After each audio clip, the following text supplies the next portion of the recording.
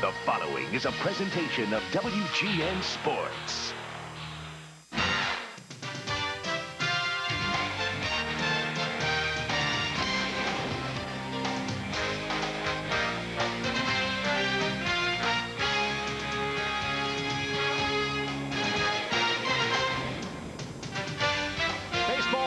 Professional city, Cincinnati, Ohio, and it's out with the old, in with the new in 2003. You see the scaffolding of the Great American Ballpark, but for now it's still Synergy Field, and it's the Cubs and Reds in the series finale tonight in our season debut on WGN Sports. And a pleasant good evening, everybody, along with Joe Carter, Chip Caray. Welcome back to a very cold night for Cubs baseball. Might be down in the mid-20s by the time this game is over, but boy, the Cubs, Joe, last night were swinging hot bats, and Kerry Wood 10 strikeouts in his season debut. Well, the Reds had a chance to get Kerry Wood. Nobody on with bases loaded, nobody out, and they can only get in one run. So that was the difference in the ball game. 10 strikeouts once again. And how about the young guys? The young guys like Corey Patterson, those guys coming through. Good victory for the Cubs last night. Cubs getting an awful lot of production early in the year out of center field and behind the plate. Corey Patterson and Todd Hundley, you add their bats to an already talented lineup, you're going to see run production like we did last night. Well, Corey Patterson leading this team in RBIs, and also with Todd Hundley, a big hit last night, the home run. There you see Corey Patterson,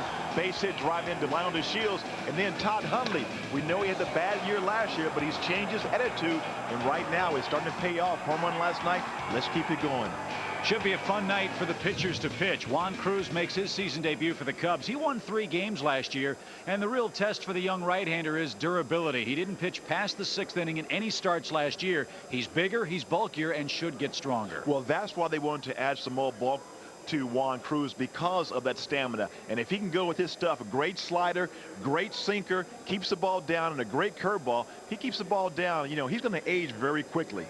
Jose Acevedo has pitched real well against the Chicago Cubs, has really struggled against the rest of baseball. Let's see if the Cubs can turn those fortunes around tonight. We'll take a quick break, come back to Synergy Field in Cincinnati, and take a peek at Sammy Sosa's march toward greatness.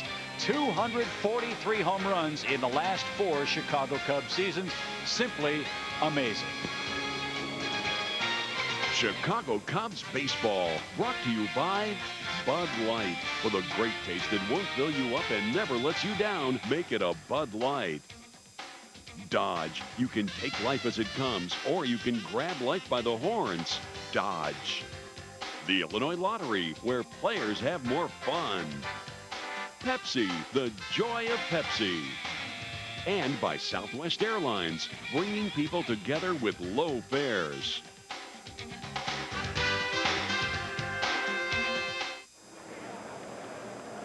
Back in Synergy Field in Cincinnati, Ohio, a few minutes away from first pitch in the series finale, and there's the man of the hour. Sammy Sosa got on the board last night with his first home run of the 2003 season. Boy, he told me before the game, Joe, when it left his bat, he thought it was just a little pop-up. The wind pushed it over the wall. So Sosa hits his first home run. He's 49 away now from 500 lifetime. And you look at the eye-popping numbers from Sammy Sosa.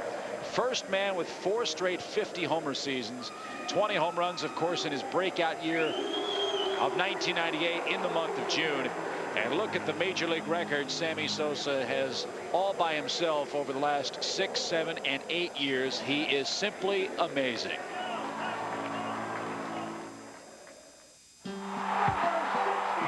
One man hitting 60 home runs in consecutive seasons.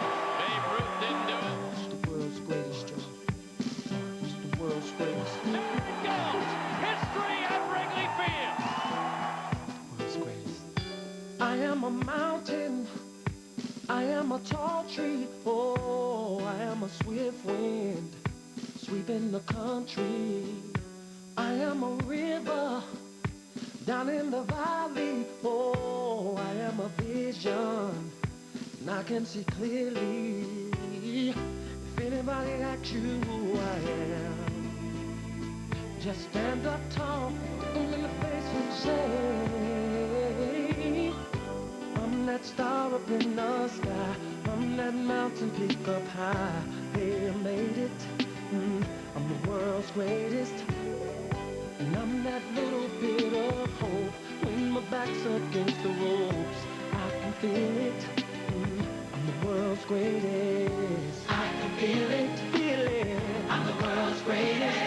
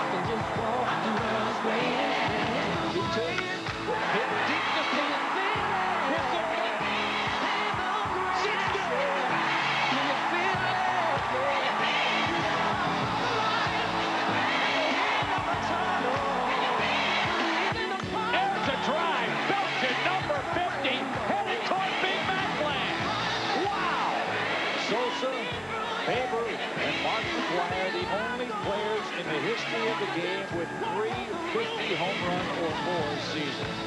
Pitch. Swing and a high drive. Belton deep toward right. Back toward the track. At the wall. It is gone. Sosa hits it into the basket. And he's got Old Glory too. It's Juan Belton. There it goes. History at Wrigley Field.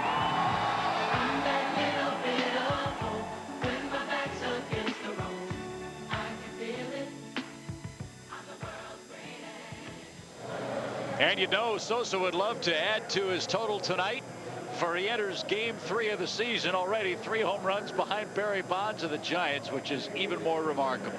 Chip, the more you see of Sammy Sosa, the more I see of him, the more I'm impressed with how he carries himself on the field, off the field. A true superstar in today's world. He's got the world ahead of him. Here's your forecast. A chilly night, mid to upper 20s by the time the game is over in Cincinnati. A gentle breeze is blowing out.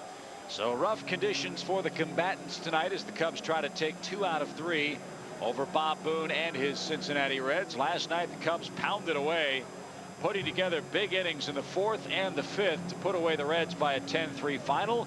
And Don Baylor going with the same lineup again tonight for the most part. Delino DeShields leads things off. Corey Patterson is off to a great start. Sammy Sosa in right. Then it's Fred McGriff, Roosevelt Brown, Alex Gonzalez at shortstop. Todd Hundley homered for the first time yesterday. Chris Stein's back in the lineup tonight. And Juan Cruz will pitch and bat ninth against Reds right-hander Juan Acevedo. Or Jose Acevedo, I beg your pardon. Well, Juan Jose, it both starts with J. But Chip, the one thing about Jose Acevedo, he's 1-1 against the Cubs with a 3.18 ERA, excuse me, 1.98 ERA against the Cubs. So he's had their number in 13 2/3 of an inning. So hopefully the Cubs can remember him last year, come back, do some damage now, because with it being a little chilly out there, bats may be stinging just a little bit. And maybe the cold affected that Red defensive lineup last night, Joe. They had all kinds of problems in the field. Well, you're right, Chip. Last year, Bob Boone could only put together his opening day lineup 4 days out of the whole year. This is the 3rd day in a row. Last night, some trouble with Barry Larkin, the captain of the Cincinnati Red Ball Club. Fly ball that dropped in. Alex Gonzalez was the beneficiary of that double. So Barry says, you know what? It won't happen again. We'll make sure we communicate. They talked about it. Hopefully it won't happen, but, you know, we'll take a couple more of those. No doubt about that. Cubs did make a roster move today, although not one that will register on the 25-man roster. The Cubs acquired Mario Encarnacion, an outfielder acquired off waivers from the Colorado Rockies. He was placed on the Cubs 40-man roster, taking the place of Julio Zuleta, who was designated for assignment. Cubs have yet to make a 25-man roster move, but there is starting to be a little concern about that calf of Moises Alou. Alou has missed, of course, the first 3 games or 2 games of the season. He won't play tonight in all likelihood, and there's doubt as to whether he'll be able to go in opening day tomorrow in Chicago. And if he can't go by the weekend, the Cubs might disable him and then bring Encarnacion up. But we will have to wait and see. And that might be the best idea, because you don't want to rush an injury like Moises Alou has, because with this cold weather, it would just aggravate it even more. So here we go. Delino DeShields stands in the box. He's 2 for 7 on the young year. Scored a couple of runs in the game last night. And Kerwin Danley, the home plate umpire, says Acevedo missed too far downstairs. That's really the key for him. And talking to Rene Latchman, the Cubs bench coach, if Acevedo gets the ball down, he's tough. If not, he gets hit, and he gets hit hard. Chip, that's really every pitcher is always taught. You've got to keep the ball down in the strike zone, because once you elevate the ball, anytime a good hitter makes good contact, the ball is already going to be over the fence. So that's where you get into trouble. Throw the sinking fastball, keep it down, work ahead of the hitters. Great family bloodlines for Acevedo. Juan Marichal, the Giant Hall of Famer, is a cousin of his. And against the Cubs, he has pitched like Juan Marichal. He's done his best work. In fact, picked up his first major league win against the Cubs last June 30th.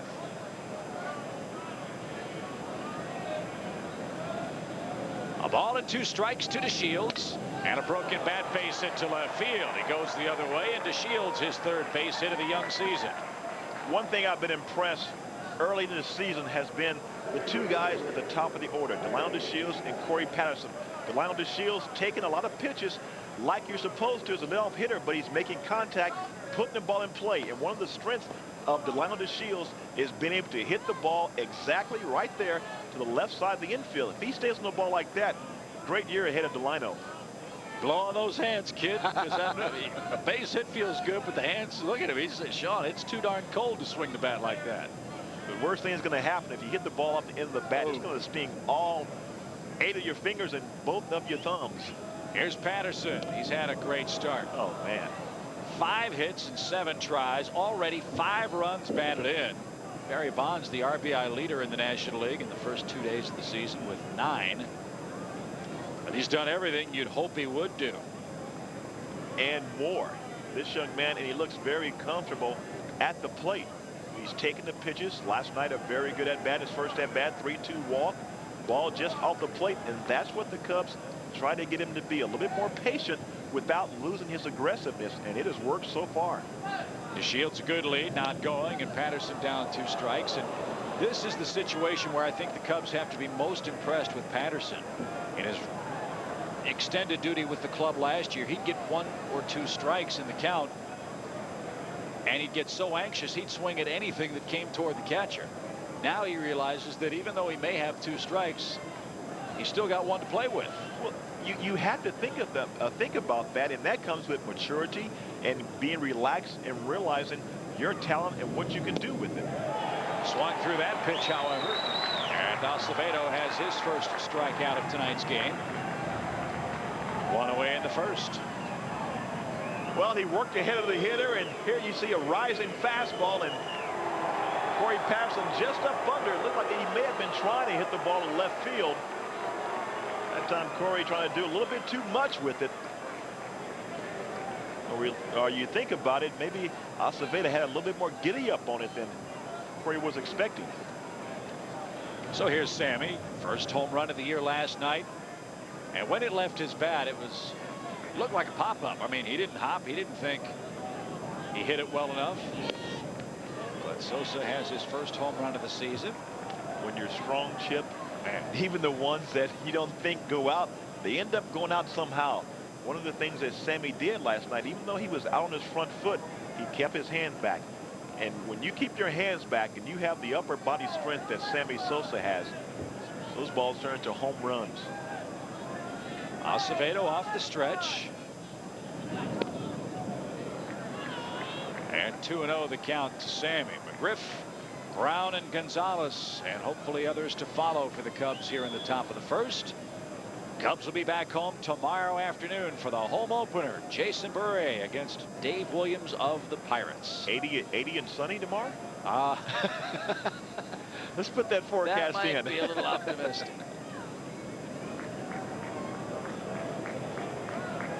Two balls, no strikes.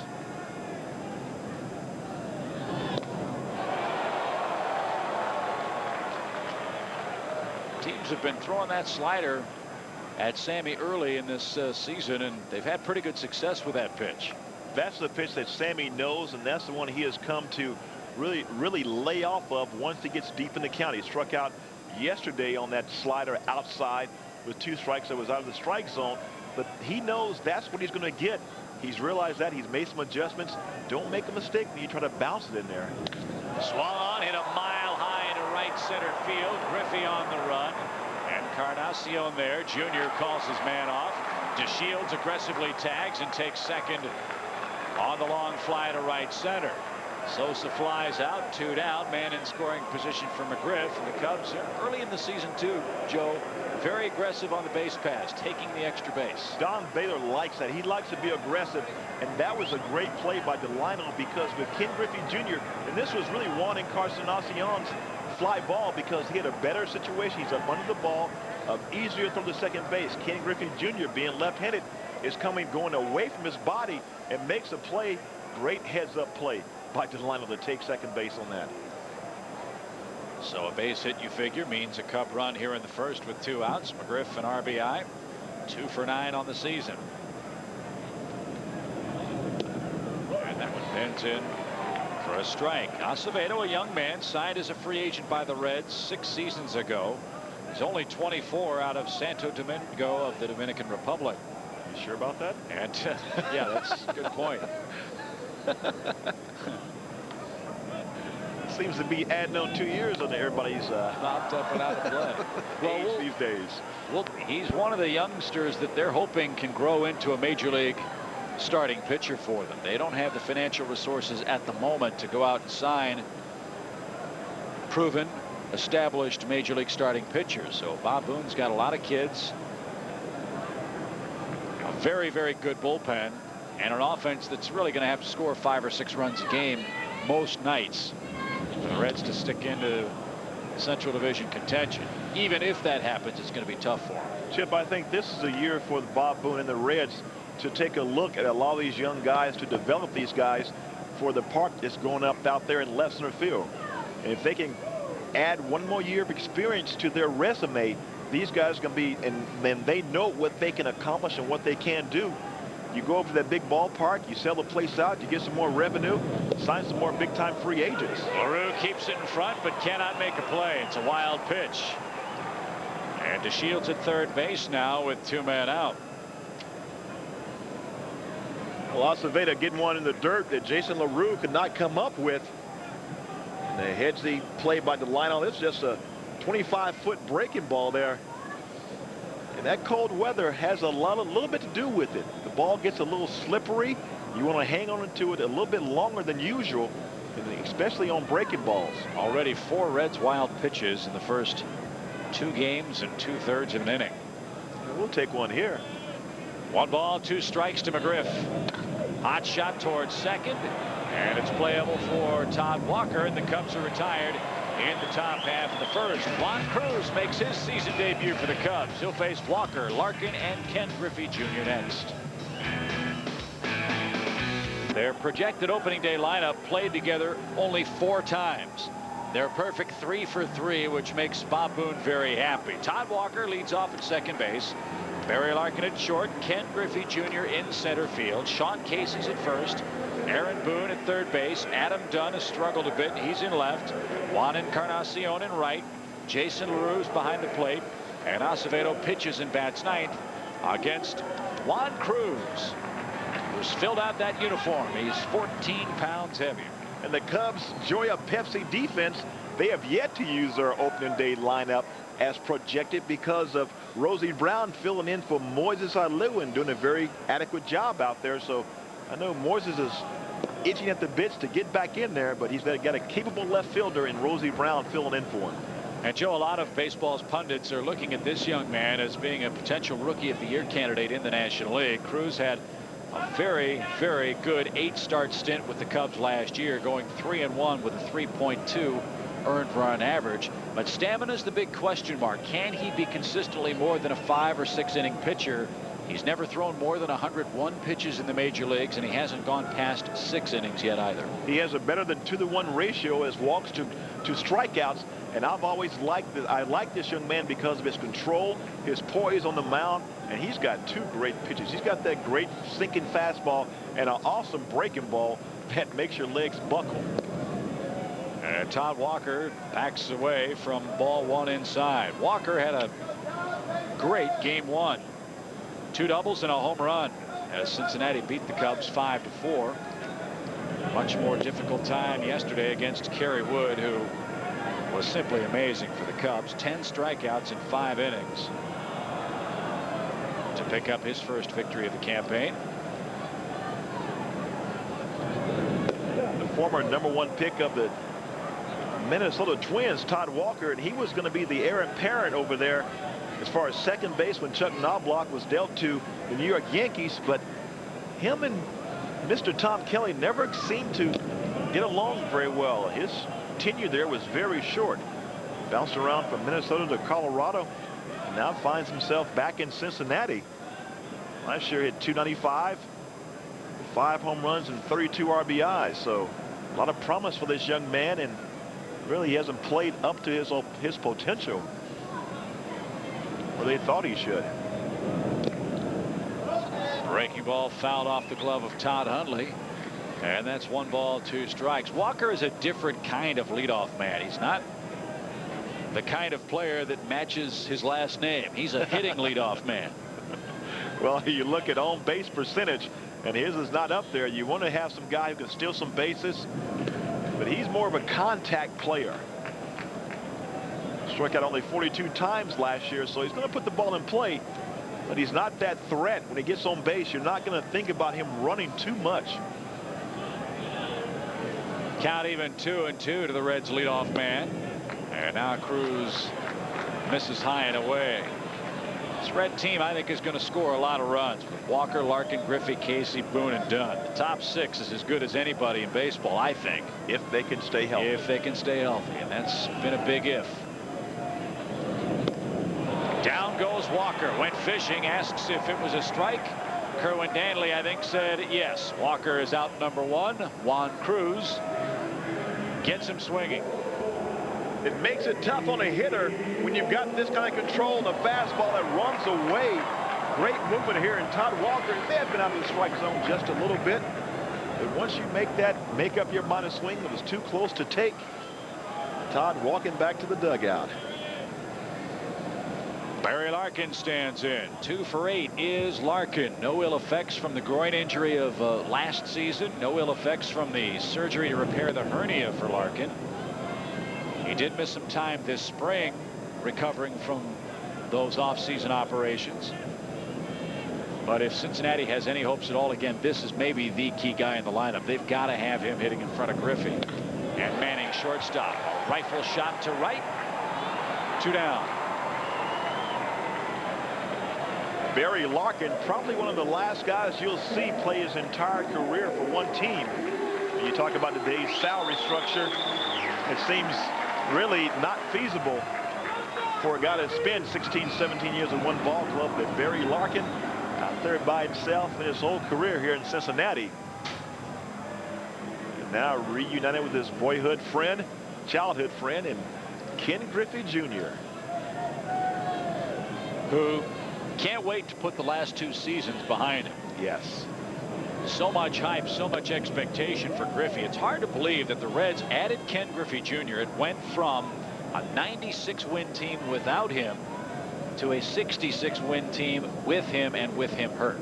Chip, is very tough to play in your hometown. There are so many expectations, so much pressure put up on you. He had those pressures being the #1 pick in the draft when he was drafted, but now they are multiplied about 100 times when you come home and you are the superstar hitting 50 home runs a year.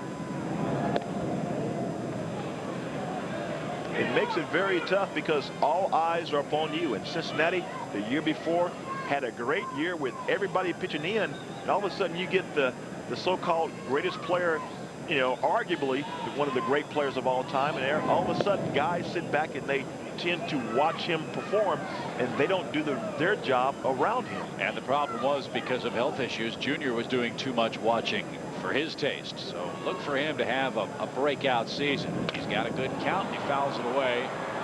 3 balls, 2 strikes. This April already much better than April of last year for Griffey. He's 2 for 7.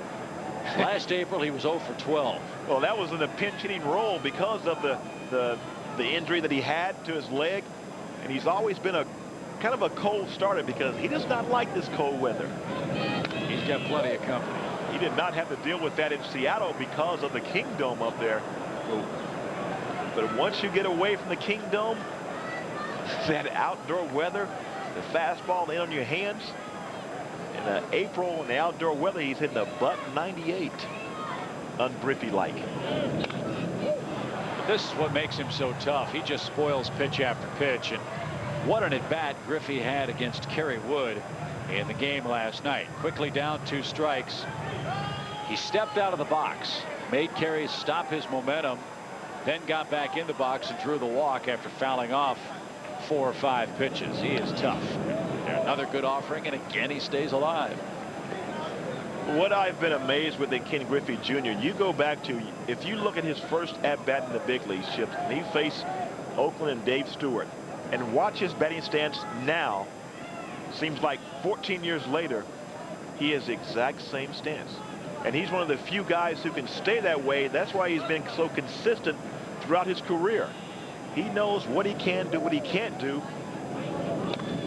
And he can just be a big pest right now because Juan Cruz is throwing him change-ups, fastballs running away. He's fouling them off, Cruz is standing away from him because he knows his power to Ken Griffey Jr. is middle of the plate in. Junior having a great at-bat.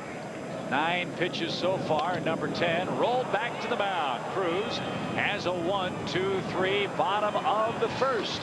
We go to the second. Roosevelt Brown will lead things off.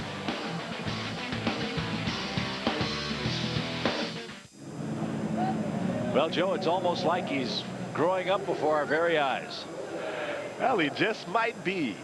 But the young man, or should I say middle-aged man, he is doing a very good job. Yes, he has matured. He's matured rapidly in the offseason. That was some at bat by Ken Griffey Jr., but Juan Cruz getting the better of him.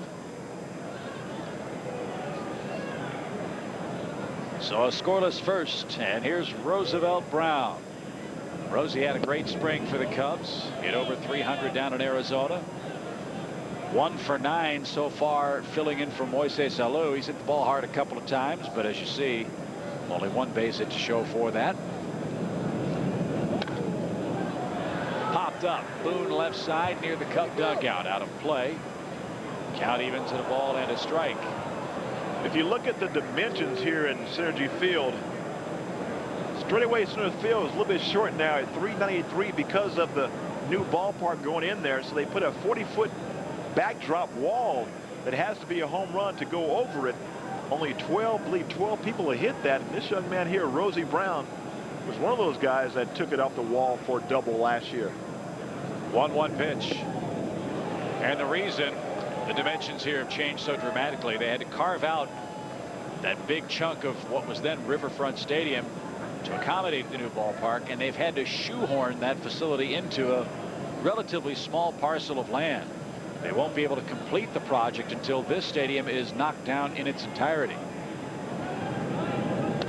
But the Reds people say that it's going to be ready to go in April of 2003. And I'm assuming that it's going to play just like this ballpark. Those are the current dimensions of Synergy Field too. Brown, a little tapper, and he'll stay alive. 1 ball, 2 strikes. I wonder if it's going to be a hitter's ballpark.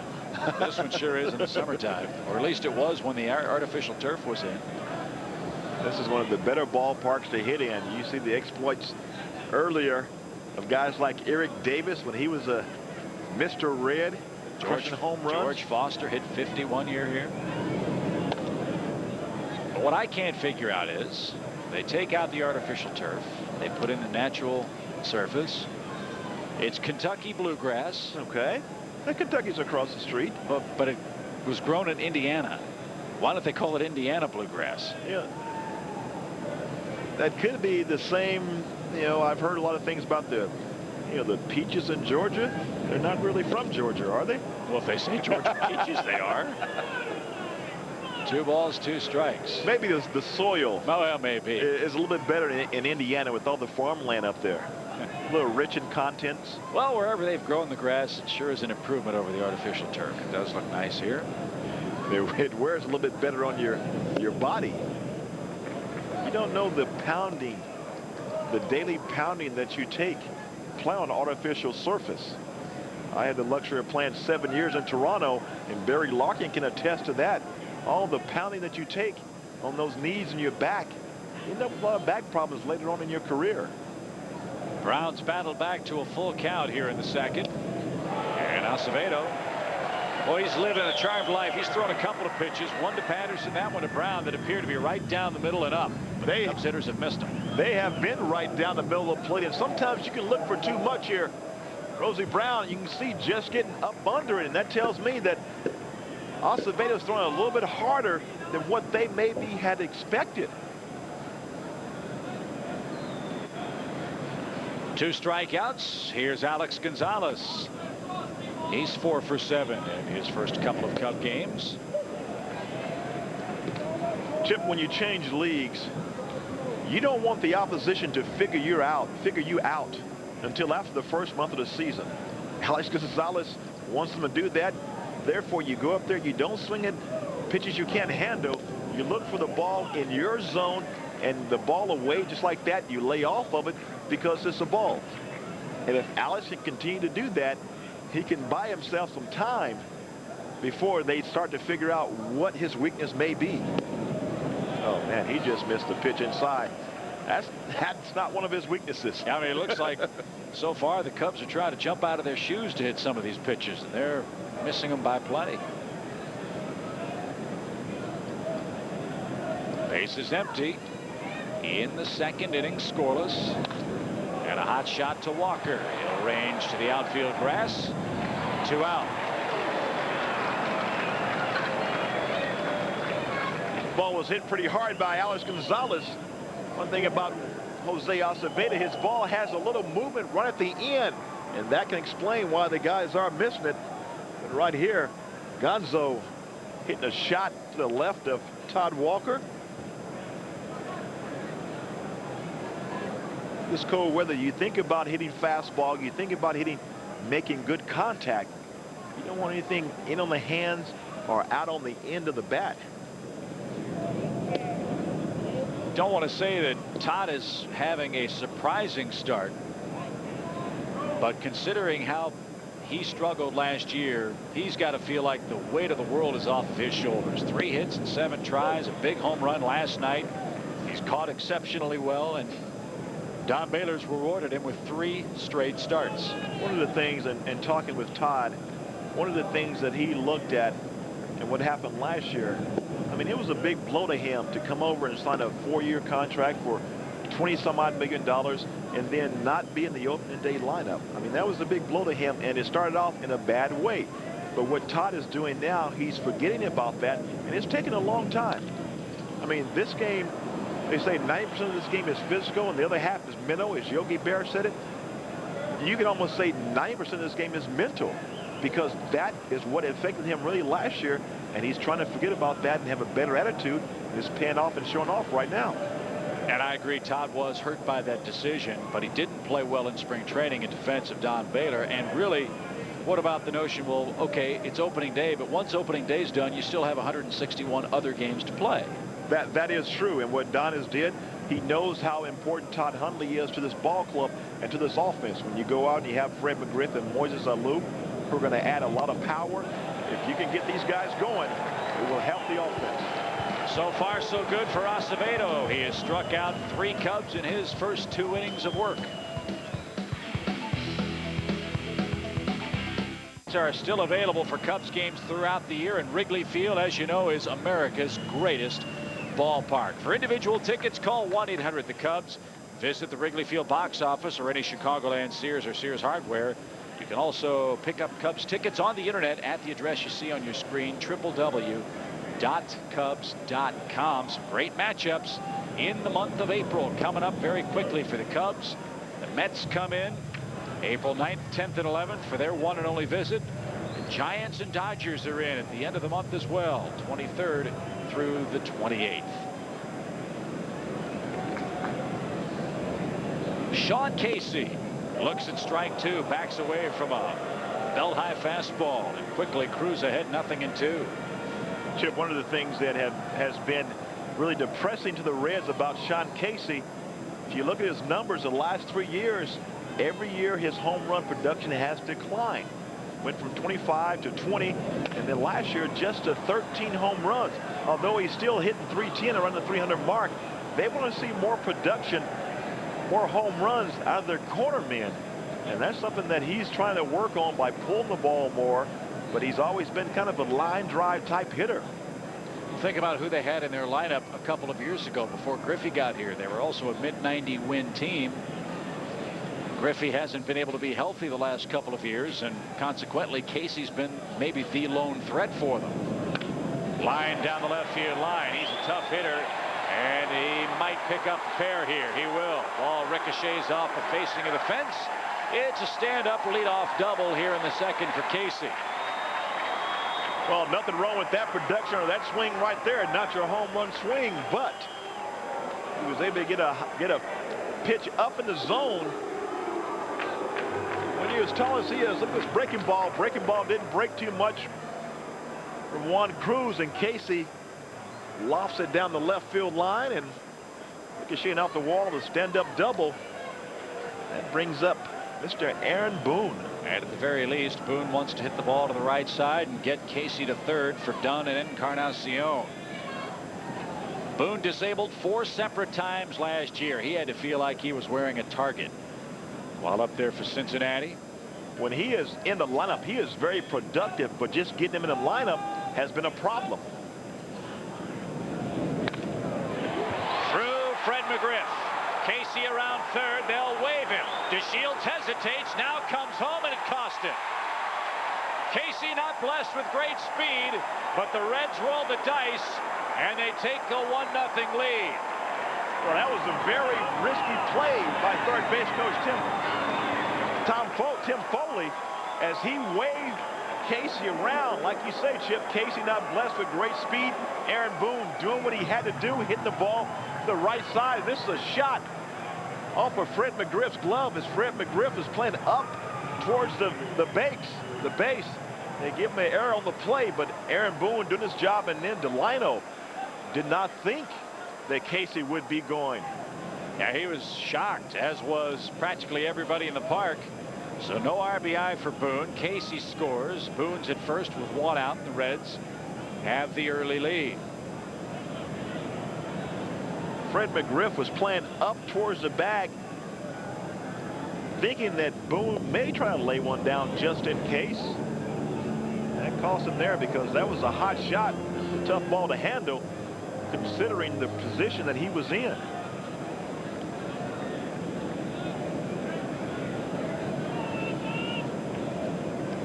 Okay, Chip, think about these numbers.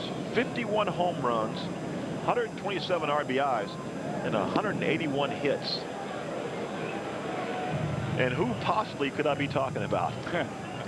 Could it be the guy in the batter's box last year? It just might be Adam Dunn. When you talk about this young man, minor league player of the year last year, Baseball America, he has the ceiling.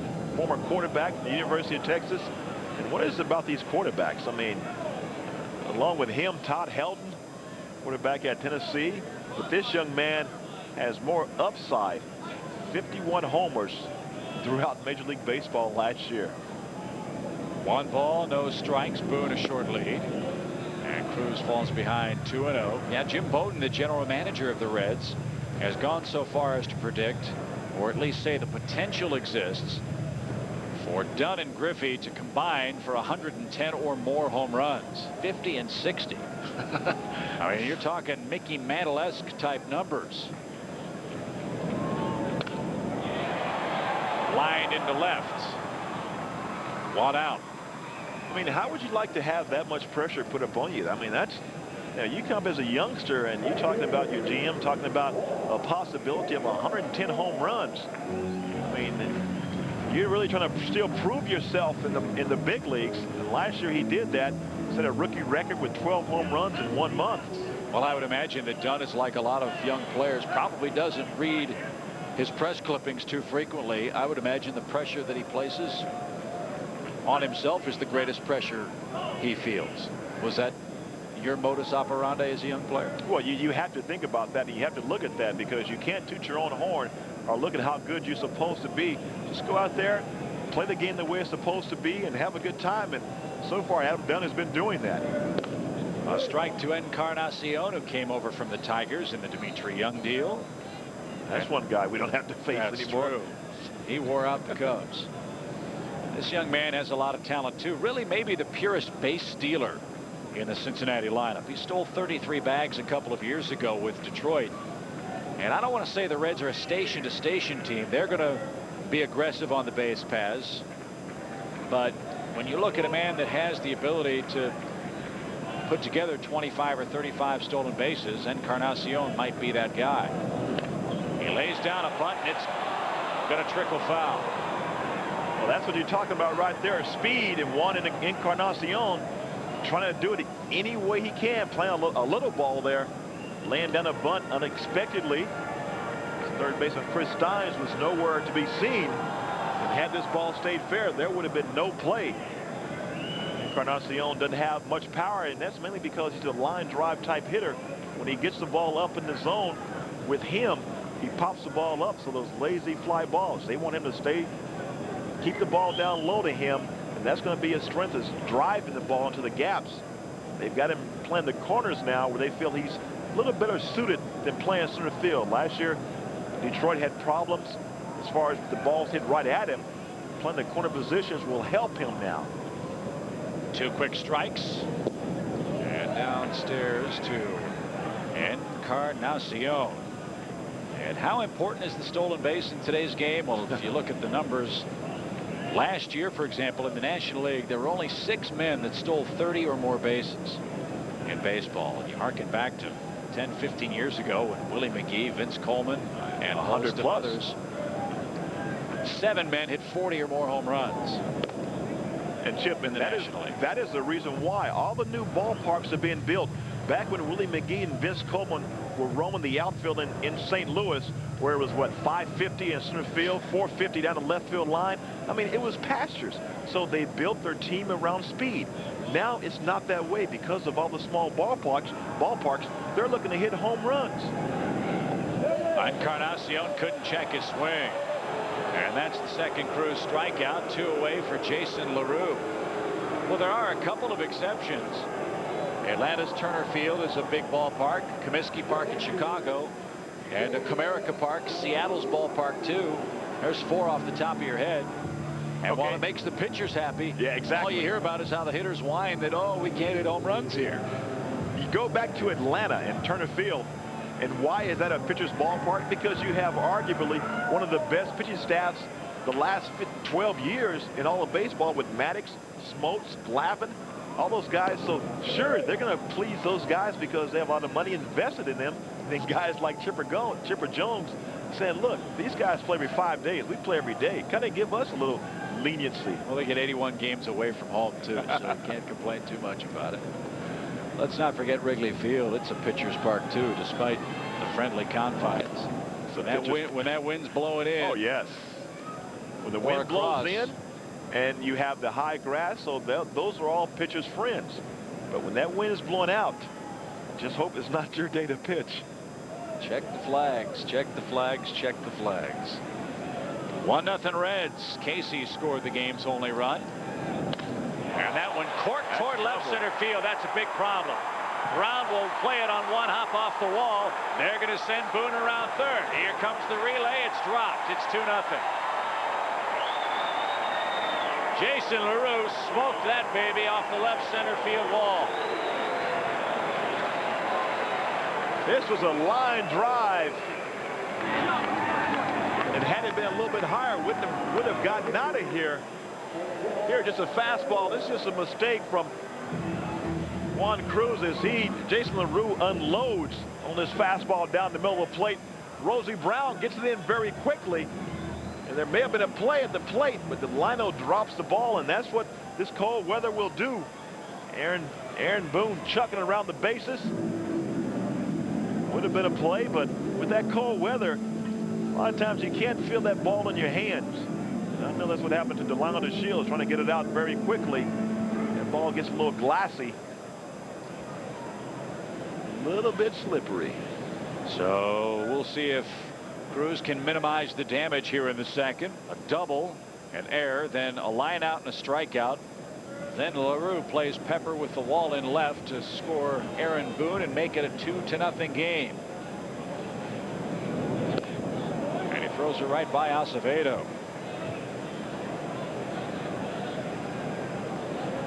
Tampa Bay's 3-0 this year. They swept Detroit to open the season.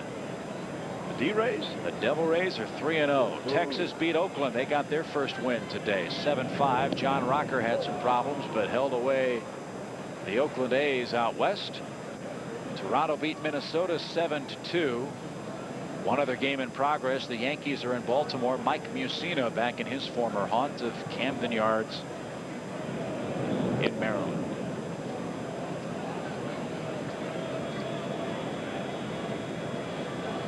So much was expected of those Texas Rangers.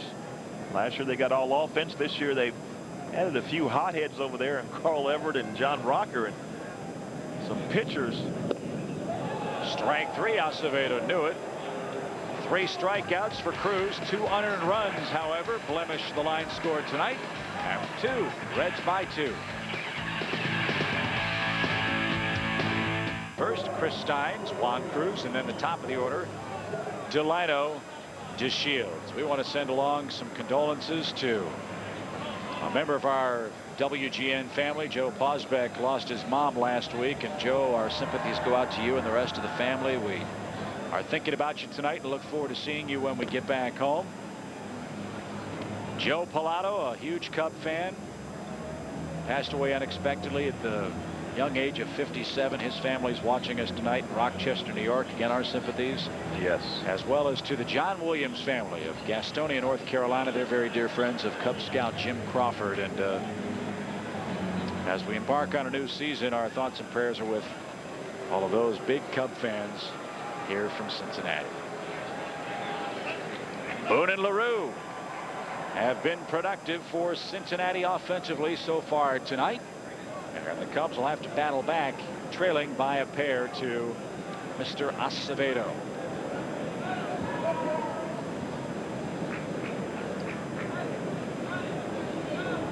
Chris Steins will lead it off. He's 1 for 5 on the year.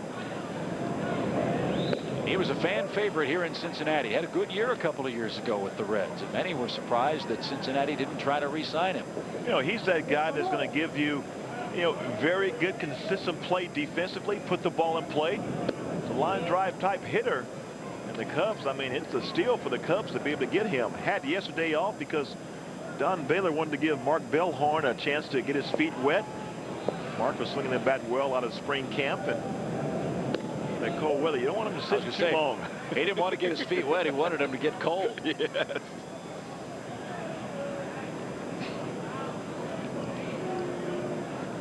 That's why you got 25 guys you've got to please. It's very tough. It's not easy being a manager. Mile high fly, shallow center. Junior's going to catch everything. Hit to the green stuff out there. One away. He's the type that when the ball's in the air, if he can get to it, he's going to call you off no matter what. And that's always been his MO. If it's hit in the air, he's going to try to catch it. And if it's over the fence, I've seen him make some spectacular plays. Just thankful none of those ever happened when I hit the ball to him. 7 straight retired by the Reds right-hander. And Juan Cruz bats for the first time and looks at a strike. Gary Sheffield has homered for the 3rd time for Atlanta in as many games. They've jumped on the Phillies 3-0 in the first inning down in Atlanta. He's trying to keep up with Mr. Bonds. I don't know if anybody can keep up with Mr. Bonds. 2 outs, 8 in a row retired. Eddie Matthews is the only other man in baseball to hit multiple home runs on consecutive days to start the season. So another milestone for Barry Bonds, who keeps on moving up that home run chart with the San Francisco Giants. Bonds just 2 behind Harmon Killebrew for 6th all time. He's 12 behind Mark McGwire for 5th. And 15 behind Frank Robinson for 4th with 586. Mays, Ruth, and Aaron, of course, are the only 3 men in baseball history to hit over 600. And you've got to figure Bonds is going to fly past the 600 mark this year. And you take a look at Barry Bonds being 38 years old, signed a 5-year deal. Don't know if he'll be able to play out the length of that contract, but if he does, you're talking about 755 is, well, that could be in reach. Well, nobody thought anybody would hit 60 home runs again. Nobody thought anybody would hit 70 home runs. Nobody thought anyone would hit 73 home runs. Can 80 be, 80? Yes. Be right around the corner? If they keep making the new ballparks a lot smaller, 80 home runs will definitely be something you can look at. But the way Barry Bonds has started out, 4 home runs in 2 days, unimaginable. Hot shot toward Casey at first, and Acevedo's retired 9 consecutive men after DeShields started the game with a broken bat single. He is pitching like Juan Marichal, and he's got a 2-run lead. Tips now. Sleep now. That's the thing. Whenever the kids sleep, you go to sleep, right? That's it. Well, you try. But when you got twins, you know, one may sleep and the other one may be awake. They go not at my different guys. times, don't they? No, Christopher and Stefan, no chance. They're good to go. By the way, boys, you better be nice to each other. His dad will be coming home to visit in a couple weeks. 2 balls and a strike to Todd Walker, leading off the Cincinnati third. The Reds are in front by a couple of runs. Nothing wrong with Cruz's fastball. He's popping it up there in the mid-90s.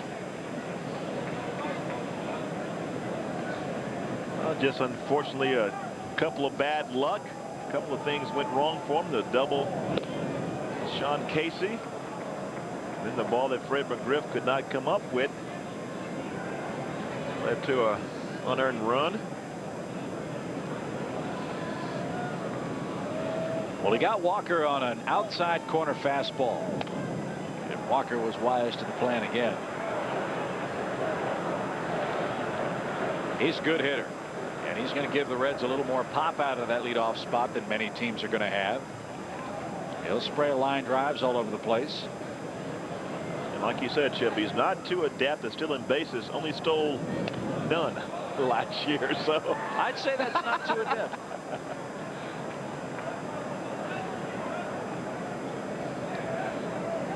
I mean, that's something that's been reached by every major league ball player.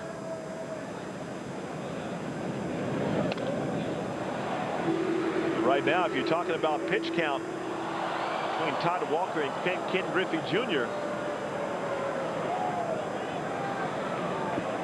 Juan Cruz coming up on pitch number 48. I think half of those may have been to Walker and Griffey. Yeah, Griffey had a 10-pitch at bat in the first inning. 3-2, and he goes down on a high fastball again. That's the pitch Walker hasn't been able to resist in this opening series of the season. 3-2 pitches are always the hardest ones to lay off, and when you fouled out 4 or 5 in a row, you get in that mode to continue swinging, so you're thinking about swinging before the ball is released.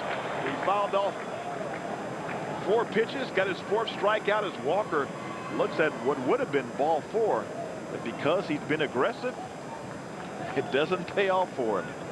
Larkin lined out.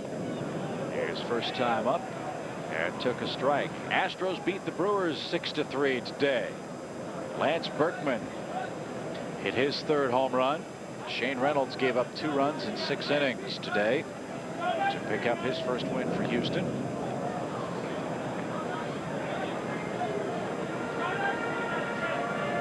Cardinals were beaten by the Rockies today. Cardinals fall to 1-2. Andy Benes, I believe, started for St. Louis.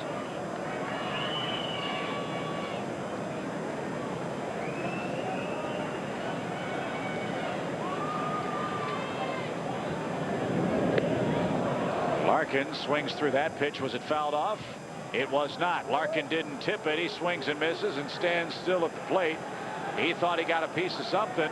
He smells the bat to see if there's any trace of the horsehide.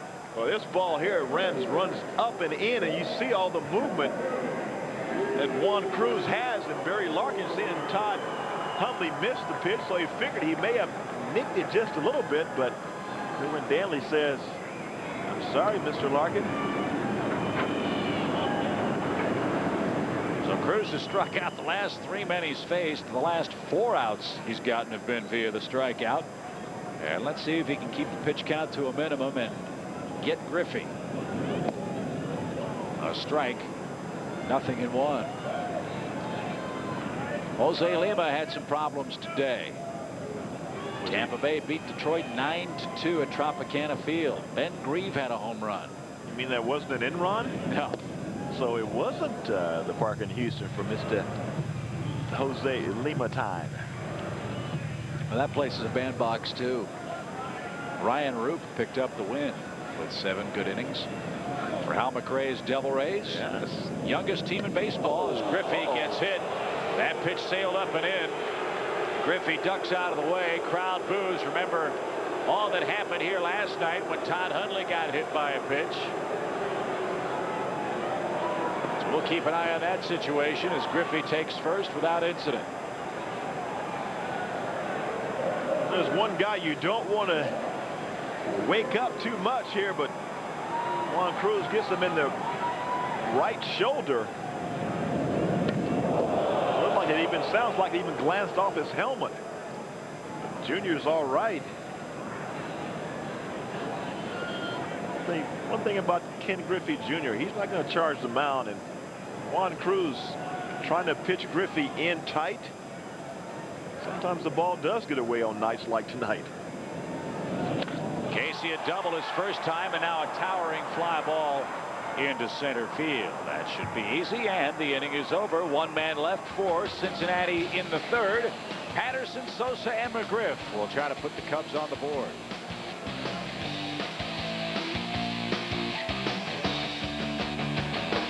Dueling managers' comments after Todd Hundley was hit in a Cubs blowout last night.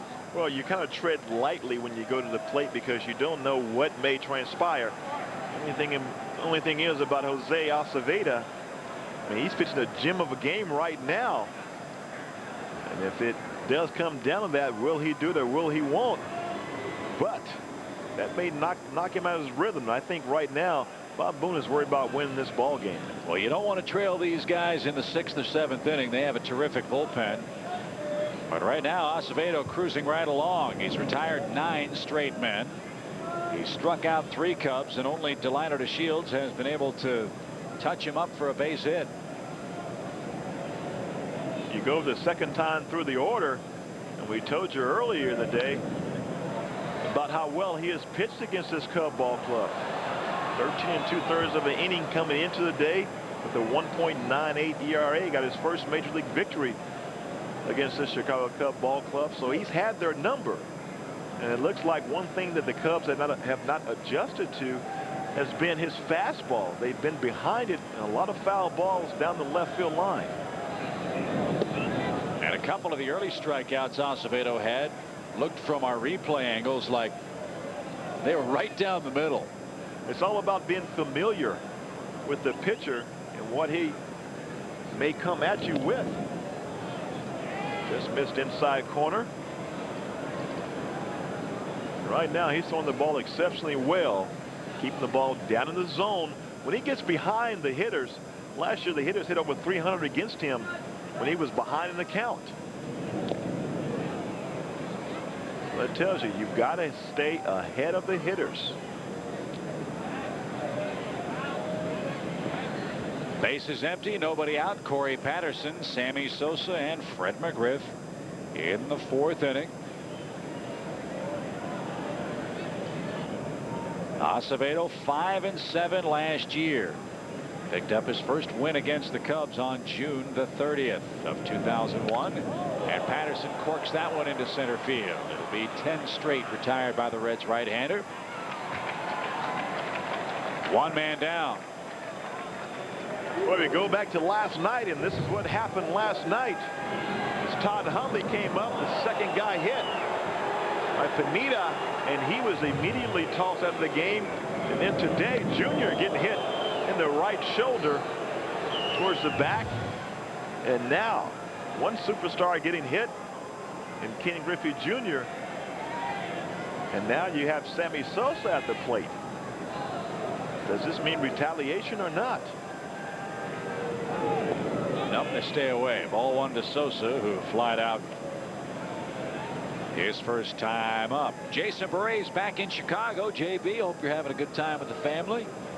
Nice and warm. Yeah, we miss seeing you tonight, but we'll look forward to seeing you on opening day tomorrow. Boy, that's got to be a thrill for him. Pop back out of play. Opening day at historic Wrigley Field after a career year for Beret last season. It's a well-deserved honor. And God hope he has that Fosh pitch working. JB, he loves pitching at Wrigley Field. Not a couple Snicker bars for us, and we'll see you tomorrow. Ball and a strike to Sosa. Looks for his first career hit against Acevedo. Larkin and Walker playing on the outfield grass, and there's a drive deep toward right. It's 2 in as many days for Sosa.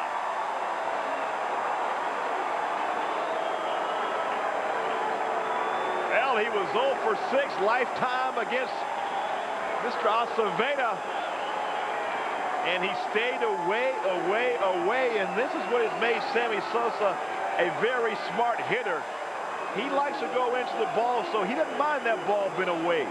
And with tremendous power to right field, like he has, second home run in as many days, and he has got the Cubs on the board. That might be the wake-up call. A 450. Wow. 2 tally for Sammy. So the lead cut in half. And here's McGriff. So Acevedo, Joe, shows he's human after all. You've been in games like this where you've been mesmerized for a couple of innings. Does that one big hit like Sosa's wake you up a little bit? It does, because the second time through the lineup, and like I say, it seems like the Cubs didn't realize what type of fastball this young man has.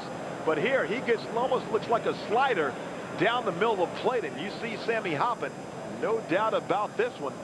Number 452 on his illustrious career. Now, Sosa might be the man that you pitch against the book. We were talking earlier. Every pitcher wants to keep the ball down. Don't keep it down to him. Exactly. That's where he loves to hit it. And the thing is, when he gets on top of those high fastball, he only gets base hits, but he hits the ball too hard. So keep the ball up to him, because when you keep it down, slamming Sammy, it will take you out from the right field line to the left field line. McGriff grounded out sharply his first and only time up there. 1 ball, 2 strikes with 1 out. Ooh, that didn't miss by much.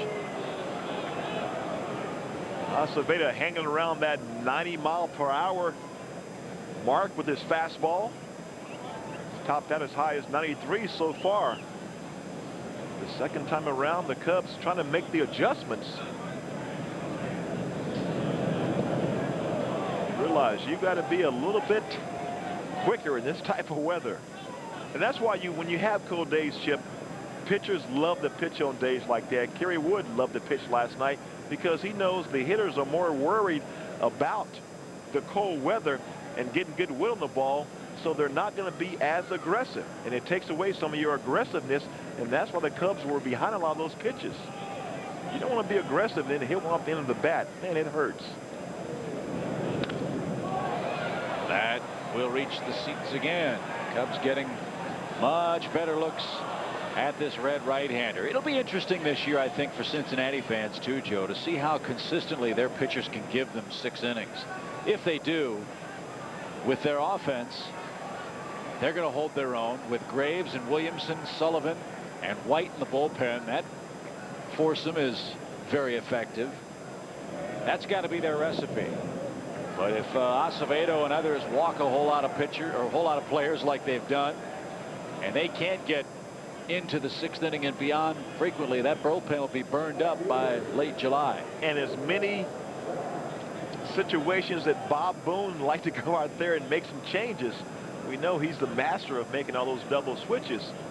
You know, that could wear out the little path going from the dugout to the pitcher's mound. That's one thing Bob Boone does not want to do. Rosie Brown struck out his first time up. McGriff not much of a threat to steal. And the pitch sails high and away. John Thompson beat Andy Benes in St. Louis today. Benny Agbayani hit a home run for the Rockies. 4 earned runs in 4 innings pitched for Andy Benes of St. Louis today. So Colorado on the road takes 2 out of 3 in their season opening series in St. Louis. After dropping the first game. That does the Cubs a world of good. And now the Cubs looking to take the rubber match here. And Chip, when you go into any kind of series, just think about winning the series. If there's 3 games, win 2 out of 3. If there's 5 games, win 4 out of 5. But just try to win the series. Put yourself in a position. If you do that, then in the long run, you'll come out on top because you'll be. Well, sure, the math tells you if you take 2 out of 3, you win 108 games. It's not too bad a number there. Let's not get too excited. The Cubs have several incremental milestones that they want to achieve. Obviously, first and foremost, have a winning year. They haven't had back-to-back winning seasons in 30 years. It's all figure that's going to change, and then let the rest take care of itself. And that's why you have the old cliche, you know, 1 game at a time, and it definitely is 1 game at a time as Acevedo just misses inside.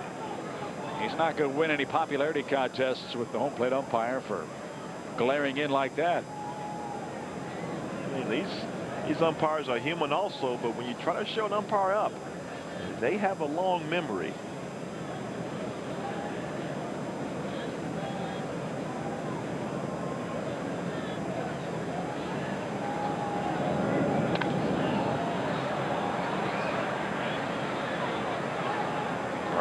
Stays alive. Wonder if Brian Giles will be able to play tomorrow night. Well, for the Cubs' tomorrow sake, afternoon, I should say. For the Cubs' sakes, we don't mind him taking 3 more days off. Yeah, he's got a side problem that he injured in pregame workouts or in batting practice before the first game of the year. He hasn't been able to play since. But still, the Pirates took 2 out of 3 from New York. You think Lloyd McClendon is happy about going into this season the way it happened for him last season? As Rosie goes down swinging, and Mr. Acevedo with his 4th strikeout of the afternoon, of the evening. The second time he has gotten Rosie Brown here. This is just a good high hard fastball, and Rosie just up under a little bit. He kind of takes a look back like, how did I miss that? That's twice, but miss it he did. And there are 2 outs for Alex Gonzalez, who rolled out to Todd Walker, his first and only time up. Cubs only make 2 trips to Cincinnati this year. We won't be back to Synergy Field until mid-September. A 4-game series. And then we'll look forward to seeing the Great American Ballpark in 2003. The Reds will be coming to Chicago in about 2 weeks for a 3-game series. You think they'll have the right field open there where Ken Griffey Jr. may be able to hit some over into the river over there? It's going to be 600 some odd feet. That'd be kind of cool if you have a splashdown like that. No, that would be a takeoff. Great America. What'll be interesting, you can hit a home run in Ohio and it will land in Kentucky if it makes it to the river. The Commonwealth of Kentucky owns the territorial rights to the Ohio River. And looking at the outfield measurements, 325 feet away in right and an 8-foot high wall. So that's just like the old Kingdome for Junior. Foot? Yeah. That's not very tall at all. Only 8 feet. Lined into right field. Alex with a base hit. McGriff will make the turn and stop at second base with 2 men out. Ball gets away from Todd Walker. Kind of surprised Fred didn't think about going to third with the outfield standing around on a cold night. Well, the thing is, Fred McGriff, Alex Gonzalez doing what he can here. Good fastball outside, and Alex ripping it into right field. And as soon as Freddie took off, he kept looking back over his shoulder to see where Juan Encarnacion was at. And Encarnacion has to go to his left. This is a chance where you have to be aggressive. You know it's 2 outs. You're running when the ball is hit. Don't be looking back. You know where the outfielders are playing at. Go ahead and be aggressive. Go to third base, because then it takes away that wild pitch. A 2-out hit might tie the game if Todd can provide one. Again, you have McGriff at second. Not a very fast base runner anymore. Alex Gonzalez is at first. In a 2-1 game, pitches starting to pile up a bit now for the young Reds right-hander.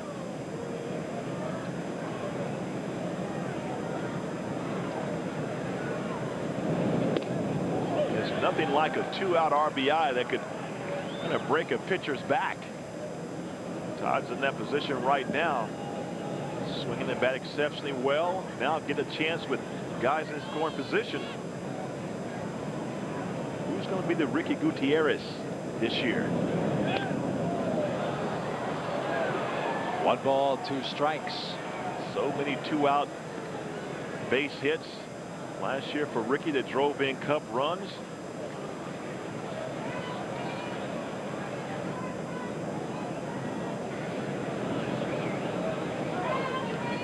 Gutierrez with his first home run with his new team, the Tribe. I wonder who pitched that game yesterday for Cleveland. 1-2. And Todd went fishing and came up empty, and he knows it. That's 5 strikeouts for Acevedo, but the big blow in the game for the Cubs offense is Sammy Sosa. He unloads his second of the year, and boy, he knew it. Number 452 lifetime to cut the Reds' lead in half.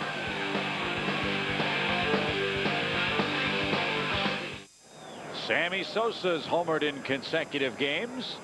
It's now a 1-run affair as Aaron Boone comes a-calling in the Cincinnati half of the 4th inning. Well, I can't wait to get back to Chicago for opening day tomorrow. And why is that? Oh, it's just going to be great. Nothing like opening day at Wrigley Field.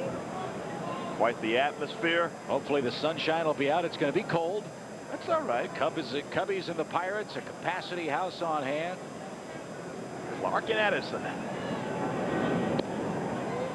I know John McDonough, Jay Blunk, the entire marketing and broadcasting department is excited. They're going to unveil the new Walk of Fame. It's going to be a huge day for Ron Santo. He'll be throwing out the ceremonial first pitch, and well, he's excited about that. He said he was practicing with his grandson Sammy Brown in Scottsdale, Arizona during spring training, and it'll be an emotional filled day as Ronnie celebrates a triumphant return from a real rough off season. But he looks great. He's getting along just wonderfully, and really is an inspiration to all of us who have the pleasure of knowing Ronnie. And of course, Joe and I will have all the fun beginning at 2 o'clock with the award-winning leadoff man program. And now Dave Tumbas and Don Baylor come out. Cruz might have pulled something as he paws around on the mound. Now Dave Tumbas goes to that right hand, which means could be a blister. Some kind of a blister problem, perhaps. Well, when you have the cold weather and, like you say, the ball's a little bit glassy, pitchers will tend to grab the seams a little bit more, and they'll dig in a little bit more to get a better grip. And sometimes it causes that pressure on the index finger. He could have developed a blister, but Dave Tumbas, is that a fingernail file? I don't think he took that in the plane, did he? Luckily, the Cubs charter, Joe. As soon as he lets go of the baseball, Cruz felt something. Maybe a little blister popped up. And that ball buzzsaws and didn't take Don Baylor. Oh, it did. Or Dave Tumbas long to pop right out. Now Cruz shaking that right hand. They may have popped that blister. And we'll see if Cruz is able to continue on here in the 4th inning. Jesus Sanchez has gotten up, and he's beginning to labor in the Cubs bullpen in case Cruz can't continue. Well, when you get a blister, you need a good cut man. And Dave Tumbas. He's the Dr. Freddie Pacheco. Cut me, Doc. Cut me. Cut me. 1 walk for Cruz. That's Boone. He's at first base, and we'll keep an eye on Juan against Dunn. Dunn line to left. He's 1 for 7 to start the year. Dunn didn't have a particularly good spring for Cincinnati. Struggled around the 200 mark batting average wise. And he struck out 3 times in his first 7 at bats this season. But against Lieber and Wood, you can understand that. Well, those guys are going to come right at you. And Adam Dunn, you say earlier, a lot of expectations. And sometimes it's the pressure you put up on yourself. And this game is more about relaxation. And when you can relax, not try to go out there and think about what you're supposed to do, but just go out there and do it. I mean, you're going to have more success, but it's really tough for a young player, and that's what separates these young guys. That strike ends a string of 6 straight bad ones out of the zone. And the count is now 2-1. Sanchez getting ready. If Cruz can't continue, you hope Sanchez has his good stuff with all the left-hand Reds bats. Got it past him, 2-2.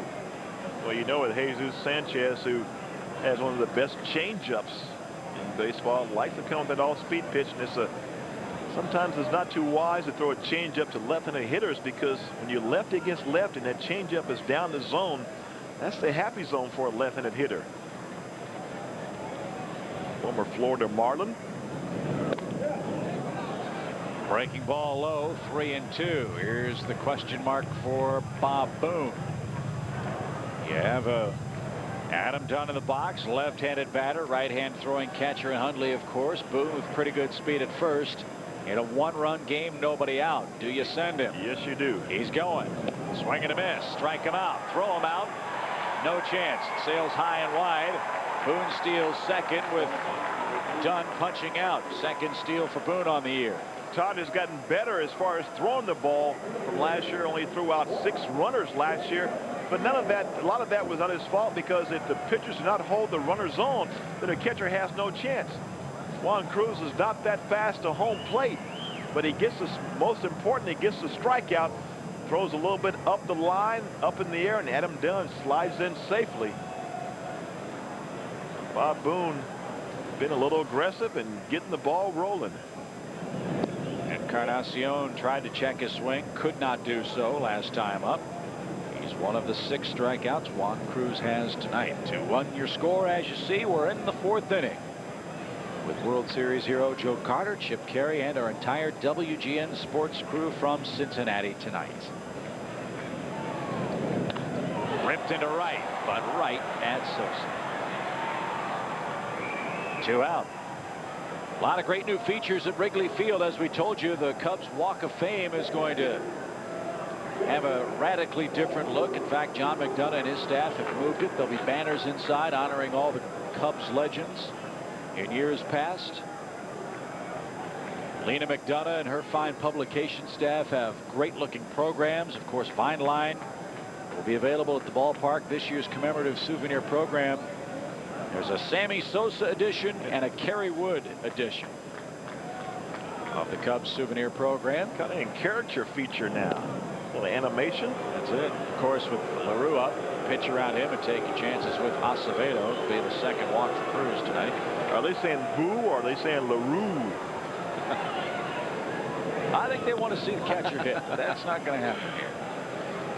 Well, after he stung the Cubs last time up with the ring double off the left center field wall, and Acevedo coming up behind him, you know, in this situation, they're going to pitch to Acevedo and not Jason LaRue. Ray Knight, the bench coach, back here in Cincinnati, along with Bob Boone. So 2 are on, 2 are out. It's up to Acevedo to help himself. Looking at the 2002 program, some great stories. And an early congratulations to Lena and her staff. Steve Green, the official photographer of the Cubs, with a beautiful pictorial of Wrigley Field. He's one of the best photographers around. Great story on the Wrigleyville neighborhood. Of course, all the profiles of this year's Cubs, plus the kids coming up from the farm system too. So pick that up at the souvenir stand starting tomorrow. A sellout crowd expected for opening day 2002. 3 with the Pirates, an off day Monday the 8th. then 3 with the Mets, the 9th, 10th, and 11th, before we embark upon our second road trip of the year.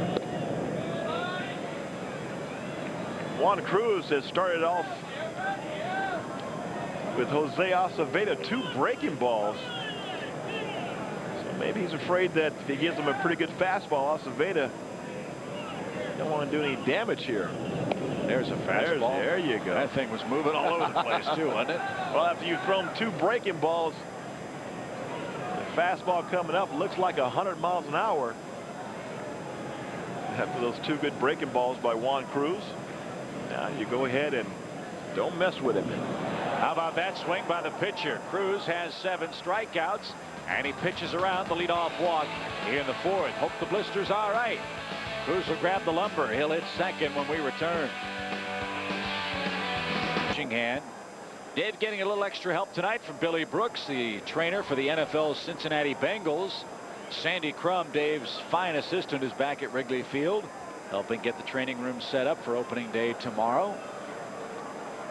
And hopefully Cruz will be able to continue, as he's thrown a very good debut ball game. 7 strikeouts, 2 walks, only 1 of them intentional, and 2 hits allowed to Cincinnati. He's given up 2 runs, but they both unearned. Freddie McGriff was unable to come up with the ground ball, but now he has to think about hitting right now. Steins, Cruz, and DeShields are coming up as we've hit the 5th inning already in Cincinnati. A much quicker paced game than last night. You had to say it, huh? It was 3 hours and 40 minutes long. So much for baseball trying to speed things up.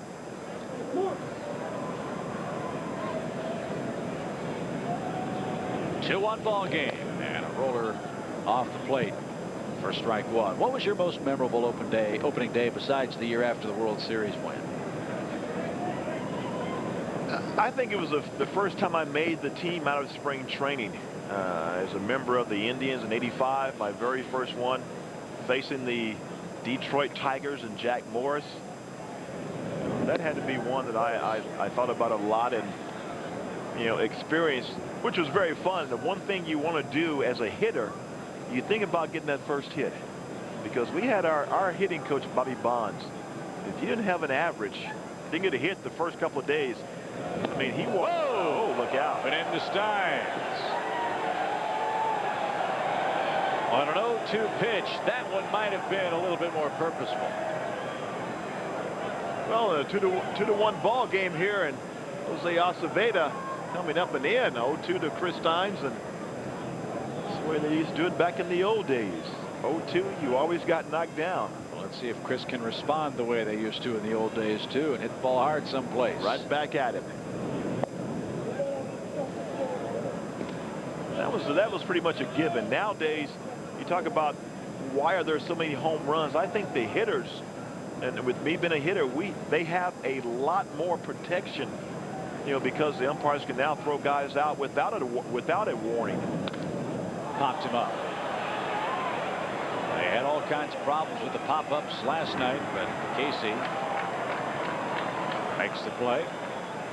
1 man down. How about this memorable opening day? Cubs fans will never forget it. It's our Illinois Lottery fun fact. Can you believe it? It was 8 years ago today when Tuffy Rhodes hit 3 home runs to beat Dwight Gooden.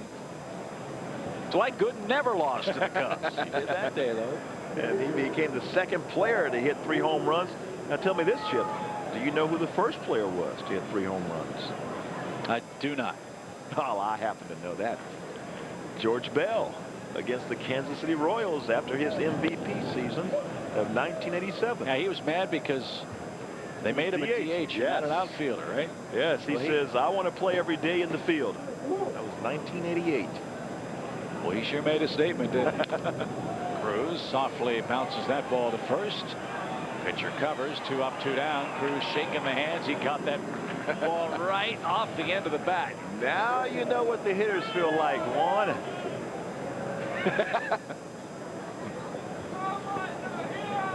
Say, that did not feel very good. That right hand is still tingling. Juan, go find a space here. Yes. Go find the hot water bottle. some heat. That hand loose. I'm amazed too. The kid from the Dominican Republic is now wearing the real long sleeves. He's got well, right short now sleeves he's got a lot of bee stings in there right now. A lot of buzzing going on. Delino DeShields has one of the 3 Cub hits, a broken bat liner through the hole in the first inning. One of the things that one of the great ball players, Chicago Cubs players, Fergie Jenkins, told me how to keep warm in days like this, Chip, when you were playing. Go in the clubhouse and grab a cup of coffee? No, he said, well, when you're playing, first of all, you rub your body up in baby oil. And then you put your clothes and all your tights on and everything, your Lone Johns, because the baby oil would keep your pores closed and keep the heat in. It worked because, man, we So when you're sliding out of your chair tomorrow, I'll know why. Oh, no, that's when you're playing. Oh, okay. When you're playing in the broadcasting booth, that's a different story. Yeah, you shut the windows and turn up the heat. That's pretty easy. Exactly. Unless you're here in Cincinnati where you can't do that.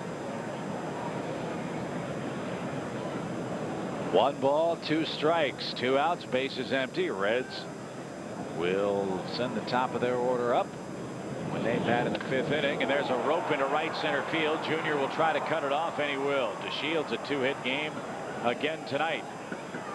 Well, you have to love what you see in Delino DeShields. Said he came back to the Cubs because he felt wanted. He wanted to play here, and that's what you want. You want guys who want to play with you, and Delino DeShields doing just that, having a good start to a young season so far. 2nd hit on the afternoon.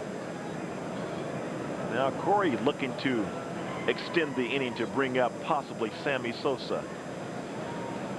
Patterson struck out and flied out tonight. Sosa waiting on deck. Corey, lifetime a 400 hitter against the Reds. And that just missed. Ball 1. National League home runs. Berkman, Ochoa, Young, McEwing, Burnitz, Sheffield, Sosa for the Cubs.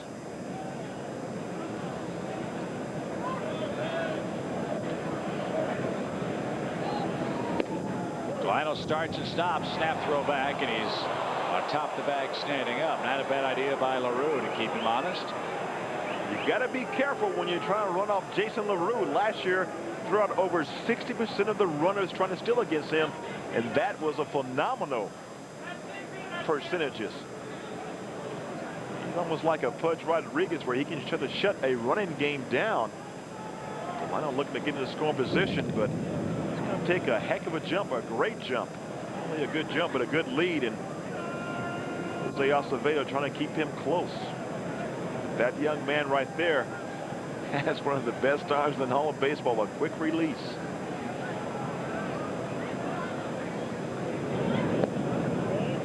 Over but low. You think Bob Boone talked to him a little bit and tell him a few things? Yeah, he was a terrific catcher.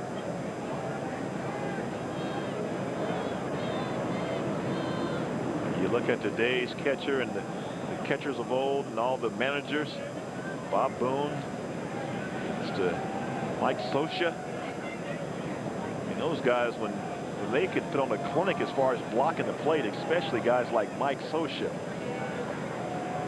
That's one thing you don't see about today's catchers. You be very pressed to name 1 or 2 that will sit there and take the punishment to blocking the plate. I know Mike Piazza will stand in front of that plate and block it, but not too many other guys will give their body up.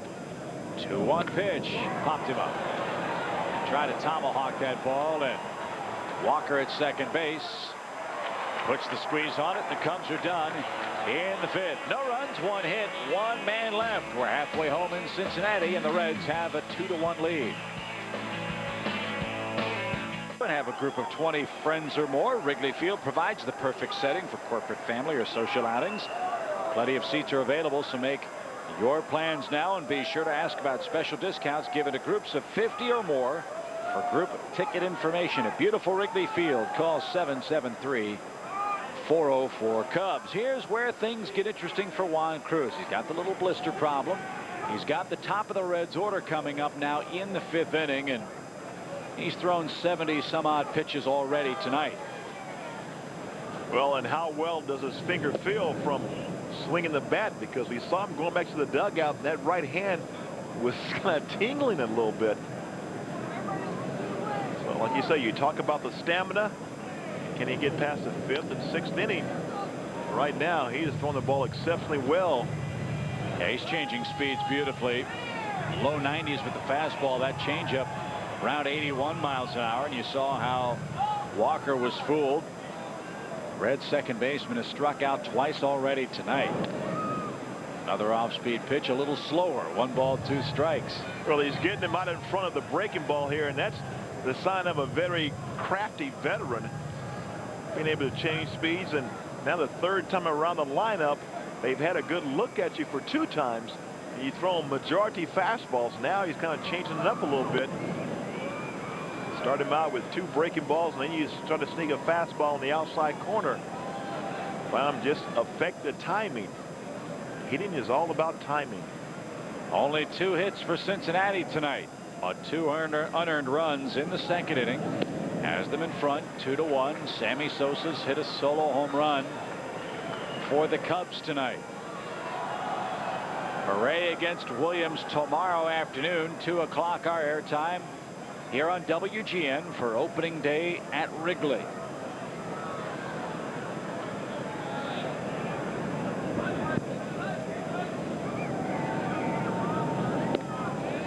And Walker's aboard. 3rd free pass issued by Cruz. 2nd inning in a row now, Joe. He's walked the leadoff man. He tried to go back to the well once too often. He's got Todd Walker on that fastball up the zone that Todd has swung at both times. This time, Todd Walker telling himself, I'm not going to swing at that high pitch. And he laid off the last 2 high fastballs from Juan Cruz. Pitch number 81. He just threw.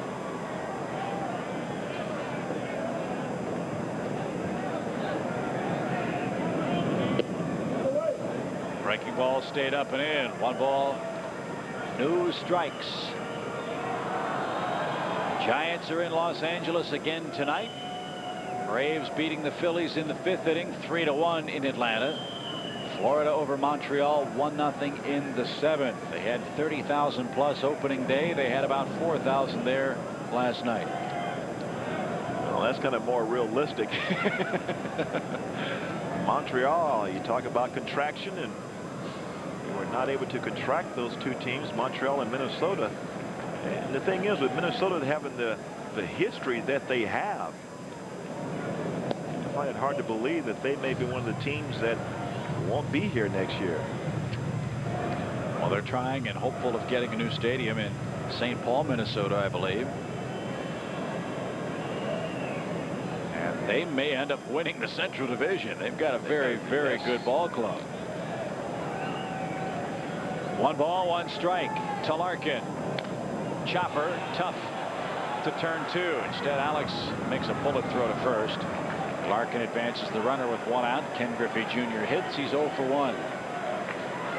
We haven't called Alex Gonzalez's name too many times a day. One of the best fielding shortstops in all of baseball. He's looking forward to opening day.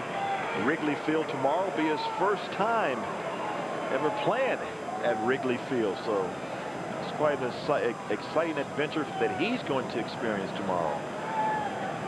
Cubs go to the infield shift with Griffey. Alex playing virtually behind the second base bag up the middle. Griffey with a huge chunk of real estate on the left side of the diamond infield. And now Griffey steps out. I don't know if you can really defend Griffey, quite frankly. He's got such great bat control. He can hit the ball on the ground anywhere he wants to, and that's an inviting target for him with Walker in scoring position in the outfield very deep. Instead, he pulls it to right, and that's in for a hit. Sosa plays it cleanly.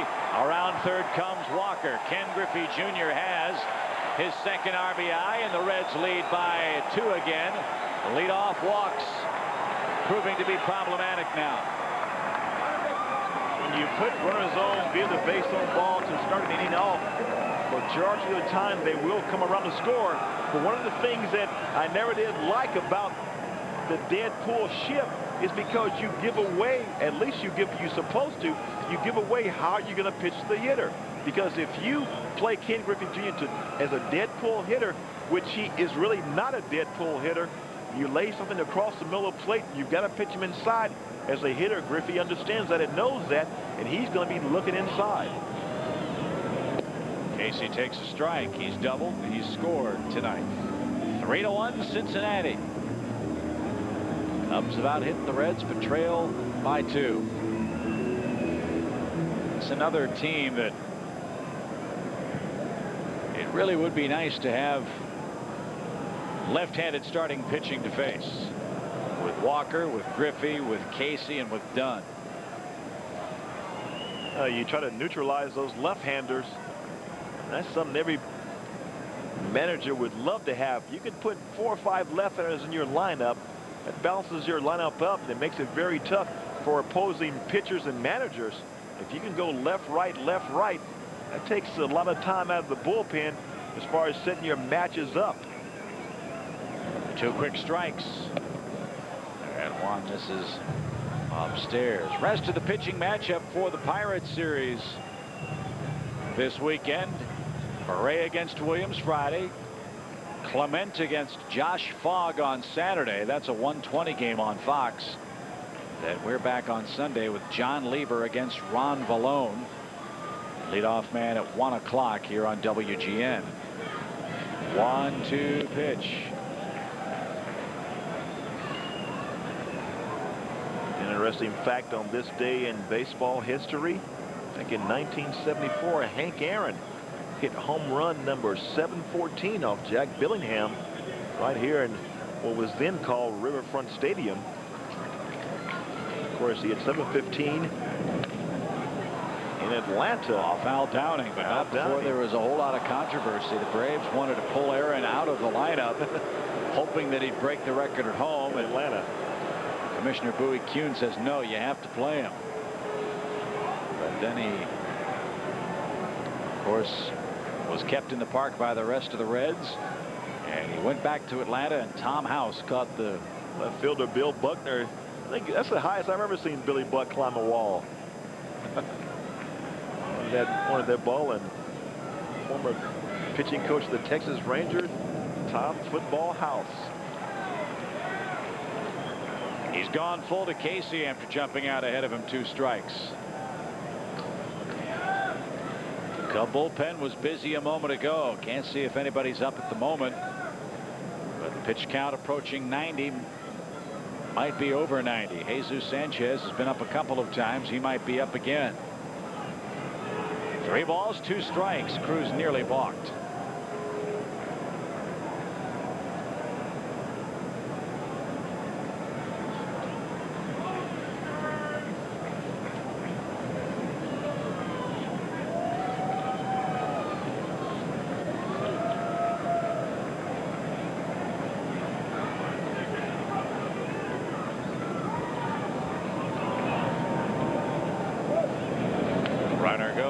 Griffey will head back to first. It's one of the things in the career of Ken Griffey Jr. Never been one to steal a lot of bases. I think that's because of all the wear and tear of playing center field and having to do all the running and sliding. Talk about the numbers, 175 steals, and you would think he'd be up there around the 200 or 300 area as far as stolen bases, but he's never been really a big base stealer. Well, when you hit almost 500 home runs, you don't really stop at first base too much. He's going this time, and Casey stays alive again. Well, you don't want to stop at first base. If you can try to run the bases, go ahead. But it's good to see him back. I mean, whether Griffey plays for your team or not, he still is one of the game's bona fide superstars, and it's amazing with what Sosa and Bonds have done, Mark McGwire too, and because of the injuries Griffey has had, how he has really been eclipsed by those other players. That's why I think he's really on a mission this year to regain his rightful place. Ball 4 to Casey. Cruz starting to overthrow a little bit. He's walked 4 men. There are 2 on with 1 out, and Aaron Boone's coming up. Right now, Juan Cruz trying to right himself out there. A little blister problem, and it looks like Larry Rothschild is going to take a stroll up to the mound to try to settle the youngster down. He finds himself down 3-1 here in the bottom of the fifth. I mean, even Griffey last year in only 111 games for the Reds, and he played hurt a lot of that time. He had 22 home runs and knocked in 65. I mean, that's a pretty good year for a lot of guys. For the average player in baseball. But Griffey's standards have been set so high, and as you mentioned, playing in his hometown with the big contract, the big expectations, human nature being what it is, you can understand how some fans might say, hey, did we get all we bargained for? Well, if he's healthy, the answer to that is yes. Yes, if he's healthy, he's going to put some tremendous numbers up, home runs in the 50s. But when you play at home, I'm telling you, it is very tough because the expectations are very high. And now it's when you have that off season where you could go out, go to your hometown and live there and not be bothered. Well, so when you play there, there is no off season. Sanchez is indeed up in the Cub bullpen, and here's a spot where you want to see Cruz get a ground ball at somebody. He needs some help. And time called as Kerwin Danley jumps from behind Todd Hundley. Reds won 27 times and lost 54 times at Synergy Field. They played .333 baseball on their home diamond. They want to improve that dramatically this year. And that was their worst record as an organization ever at home. Missed high, I guess. Ball one to Boone. If he doesn't get Boone, you got to figure Sanchez is coming into the game.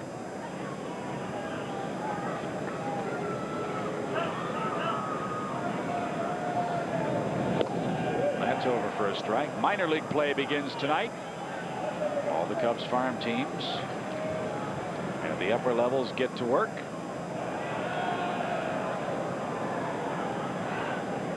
Iowa's home to New Orleans at Sec Taylor Stadium in Des Moines. Ben Ford's the starter for the I-Cubs.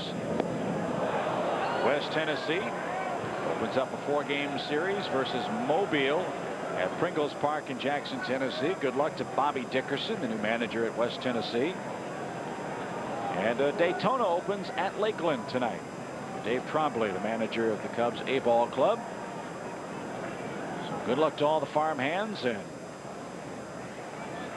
especially that AAA Iowa Cub with Bobby Hill and Mark Pryor, Aesop Choi. Those are the three most notable of notables. And we'll keep our eye on their progress as the young season unfolds. Three guys with tremendous potential. Cruz just does miss the outside fastball. Both he and Acevedo haven't liked Danley's strike zone. Acevedo earlier, Cruz now later. As he's walked 4 men in the last 2 innings. That may have been off the plate just a little bit, but it was a very tough pitch to lay off of. And Aaron Boone figured I can't hit it anyway, so I may as well let it go by. Take your chances. You might get the call, and he did.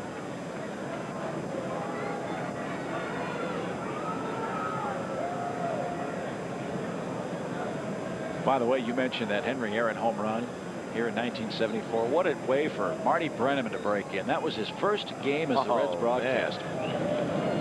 And now, of course, he's in the Hall of Fame. Up the middle to Shields. Did he touch the bag? He did. The throw wide at first, however.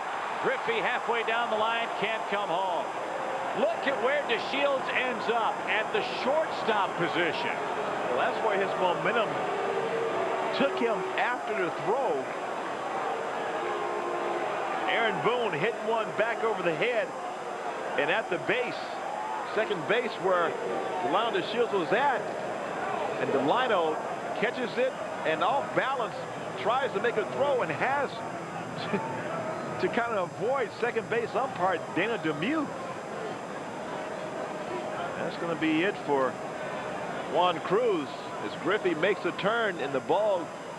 Freddie McGriff keeps it in the infield, but Griff unable to score. Well, the ball's 2 feet to either side of the bag. It's either a 6-4-3 or a 4-6-3 double play, and the inning's over. Instead, the Reds put men at the corners. They have 2 men out. They lead by a 3-1 score, and Sanchez is on to face Adam Dunn when we return.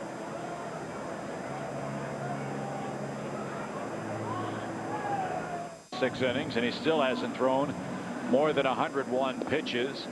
He had a blister problem tonight. Leaves with 4 2/3 innings, 7 strikeouts, 4 walks. One of those intentional. 3 runs allowed, and he's shaking that right hand. Well, it seems to be a very problem for Juan Cruz in that finger. You saw him shaking it when he made contact on his last at bat, but how much it affected his throwing. That last inning, he was not the same Juan Cruz that we had seen the first 4 innings. Labored mightily trying to find the plate, was behind all the hitters. When you get behind the hitters, you're going to give some runs up. A leadoff walk to Todd Walker that comes around to score. And a base hit by Ken Griffey Jr. And now Adam Dunn looking to do some more damage as he faces Jesus Sanchez. With runners on the corner and 2 out here in the bottom of the 5th. Was a better hitter by average against left-handers than right-handers last season. He hit .282, albeit in 71 at-bats against left-handers. .254 against right-handed pitching last year. So Dunn a chance to crack it wide open. It's 3-1 Reds. They're batting in a very long 5th inning. Griffey at third, Boone at first. The Reds with 3 runs on 3 hits. Things about Jesus Sanchez, good fastball, but an exceptional changeup that he loves to throw. That has always been his out pitch. Right now, put in a tough situation, making his Cubs.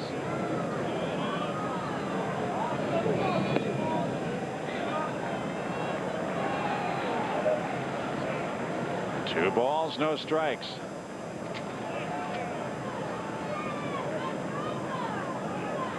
Making his Cubs debut this evening, Jesus Sanchez.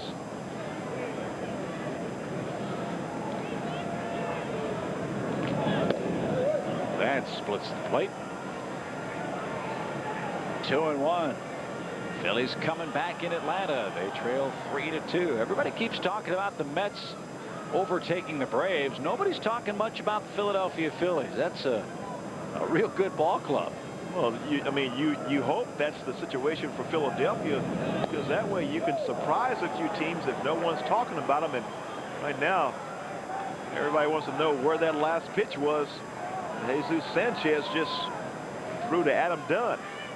Erwin Danley with that tight strike zone right now, and Don Baylor pacing the dugout just a little bit more. Oh, what a monstrous cut he had. Count full, 3-2 with 2 outs. Boone will be running from first. One of the problems you see right there, Adam Dunn had a very good pitch, a pitch that was elevated, but one of the mistakes a young guy will tend to make is they will move their body up and down. The way about hitting, you want to stay in the same position as you start to finish. You want to move your hands up and down when your hands go to the ball. Don't take your body to where the ball is at. Take your hands to where the ball is at. Ball 4 to Dunn. Bases are loaded for Encarnacion. Cubs are walking the world, and they're asking for real trouble. Bases loaded, 2 outs in the 5th. A shade past 9 o'clock Eastern time. We'll pause for station identification. This is WGN Superstation.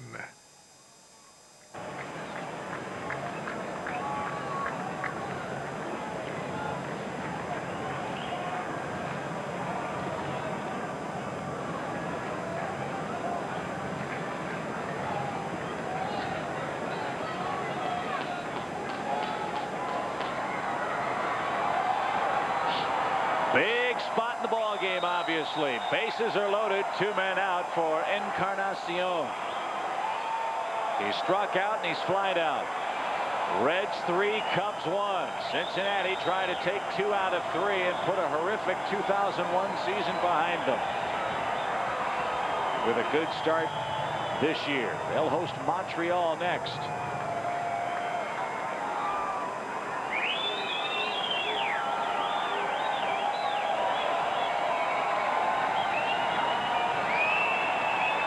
Todd Hundley and Jesus Sanchez, you got a guy on second base, and this is the first time they've had a game situation here, and Changing the signs, making sure everybody's on the right page.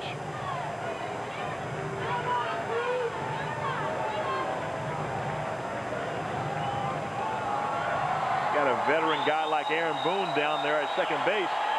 A lot of times you'll have second base, the guys on second base relaying the signs to the hitter. High strike. Walks late and in the middle of the game are exceptionally dangerous. Not only do they result in runs against, but when you scratch and claw and get back in the game, the opposition's lineup is turned right back over again. You get that chance to bring a Ken Griffey Jr. back up that fifth at bat. That's like him and Adam Dunn and Barry Larkin. You want to keep those guys at a minimum. Give them their 3 at bats, 4 at bats, and leave it at that. But you continue to put guys on base. 9th inning, you're going to have power against power.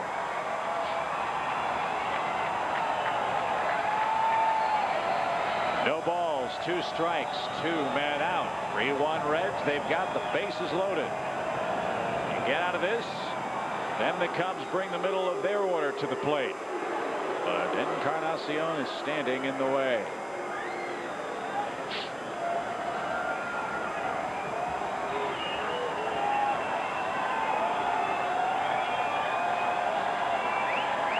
Two-strike pitch. He struck him out. A letter-high fastball. And Sanchez puts out the fire. Cubs still very much alive in this game. Reds waste a golden chance.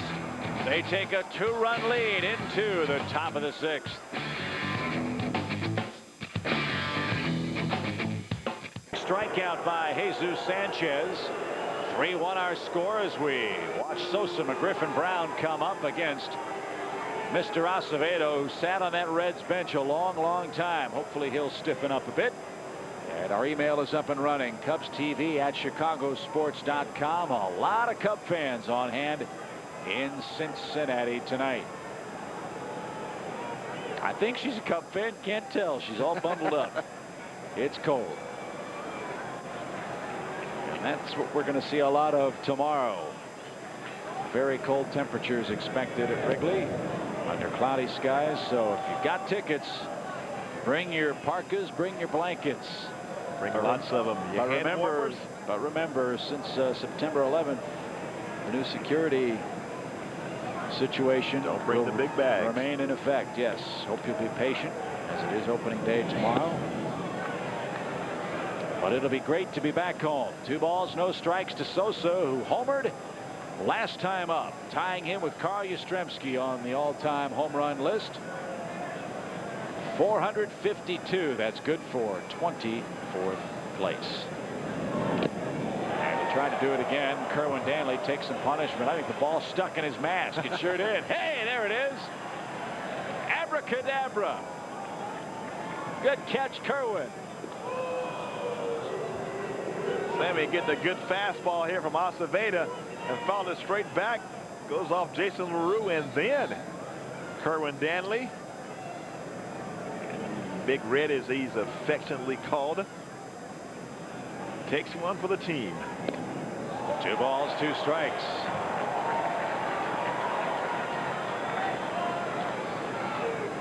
This is always a situation where they want to go away from Sammy with the breaking ball. Let's see if that trend continues. The pitch.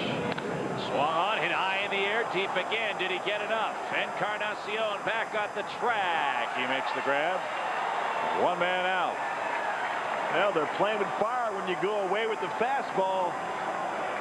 He hit the fastball away last time for his 2nd home run of the year, and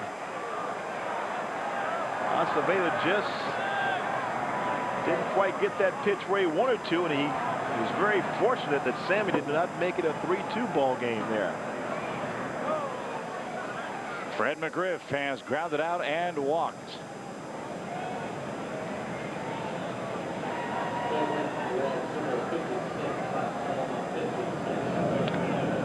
Scott Sullivan's up in the Reds bullpen. That's not news. He gets up just about every game. Is that what they call him, rubber arm? I think so. What a valuable performer he is. He takes the ball an awful lot. One strike to Fred. That one popped up and will reach the seats. You know, Fred McGriff, hometown Tampa, Florida, had warm weather, and he's one of those warm weather hitters, and he wants the weather to warm up here. But right now, swinging the bat, he looks a little stiff, and that's when you sit out there an awful long time in the infield getting cold. Well, I'm gonna make a bold prediction for you. Ready? All right. The first 70-degree game the Cubs play will be a day when everybody feels heat. Income tax day, April 15th. You know why? Why is that? We're going to be in Montreal playing in the Dome. It'll be 72 degrees. How's that for a weather? You'll be there. WGN won't be there. Aha. Okay. So that's one you. Well, can you mail your taxes from Montreal? I sure hope so. That's right, because Uncle Sam wants to get paid. Oh, he did. 1-2 pitch. Just missed inside. It's 2-2. Yankees 4, Baltimore nothing in the 8th. Baltimore was blanked 1-0 yesterday by David Wells and company. Today it's Mike Mussina going for the Yanks. And our good friend Gary Matthews Jr. was traded from the Mets to the Orioles. Yeah, let's see if he's in the lineup tonight. Well, if he could hit 250. He's got the makeup and he has the tools. He just needs that break where he knows he's going to play every day. Well, he's got a chance with that ball club. Yes. The Orioles are a young team. Now they're young. Griff swings and misses. And Acevedo, true to form, is awfully tough on the Cubs this evening.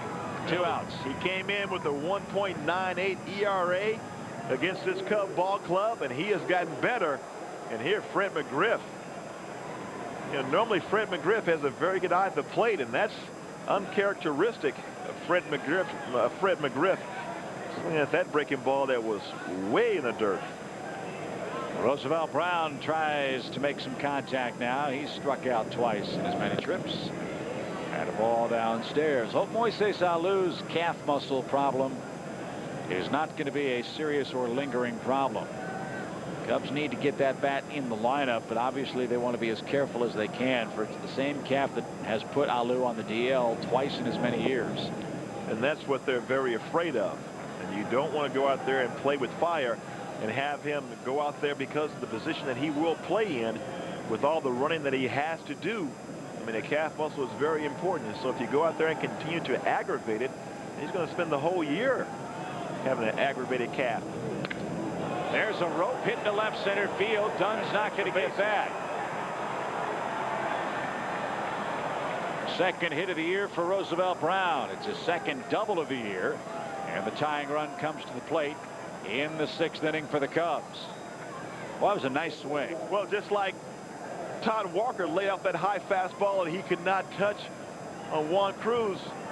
Twice, Rosie Brown has went down swinging on the high fastballs, but this time he makes the adjustment, jumps up on it, and delivers a 2-out double here to extend an inning. Now Don Gullett, the Reds pitching coach, going on to have a word with Jose Acevedo. Zelis Gonzalez looks to bring in one more run. And the answer to our question, no, Gary Matthews Jr. not in the lineup for Baltimore today. However, Robin Ventura's hit a 3-run homer for the Yankees, and Nick Johnson, a much talked about prospect for New York, has also hit his first for the Yankees. So they're up 4-zip. I mean, the Yankees actually have some people come up to their farm system and play. That's got to be a well, first. they got Shane Spencer, they got Posada, Bernie Williams, well, yeah, Derek Jeter. I mean, that's I understand your point. Yeah, they have a few more now. Rondell White's in the lineup. That's good news. We wish Rondell all the best in his first season with the Yankees. And now let's see if the Cubs can creep closer. Scott Sullivan continues his work in the red pen. A 2-out hit would be nice. 3-1 Cincinnati and a strike to the Cubs shortstop.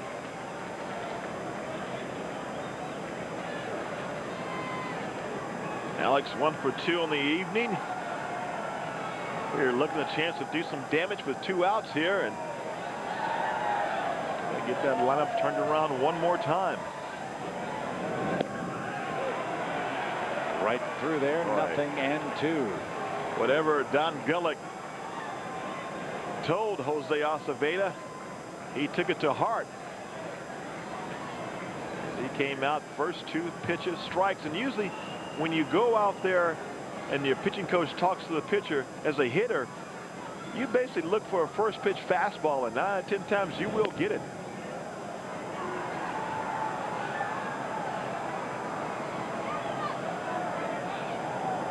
24-year-older out of Dominican Republic. We think. I mean the 24 part. The 24 part. Well, he's pitched beyond his years tonight. He's thrown a heck of a game. Ground ball right side. Walker handles cleanly, and that does it for the Cubs in the 6th. 5 Cub hits, only 1 run. Bottom half of the frame coming up. Cincinnati for the Cubs tonight. As that one a major league pop-up. Who was this? Nothing to it. Todd Hundley, good play. 1 up, 1 down. Here's one of the best pinch hitters in baseball, Brady Clark. Clark, you recall, came through for the Reds in game 1 of the season with a 6th inning RBI single that drove in the 4th Red run of the game. Well, you take a look at his career pinch hitting numbers. It takes a special guy to be able to come off the bench, especially in weather like this, when you've been sitting there for 6 innings over 2.5 hours, getting really cold. But this young man knows his situation. He knows what he has to look for, what he has to do, and he comes through pretty much more than he does, more than he doesn't come through. And it's funny, you think of most of the premier pinch hitters in baseball, they hit from the left side. Clark's a right-hand pinch hitter for the Reds. And still very effective. Well, it's good to see to our right, Andy Mazer, fine voice of WGN Radio, handling his customary duties. He's brought Ron Santo about his 9th cup of coffee tonight. He's filling in very good over there. And he's earning his stripes tonight. There he is. Turn around, Andy. There you go.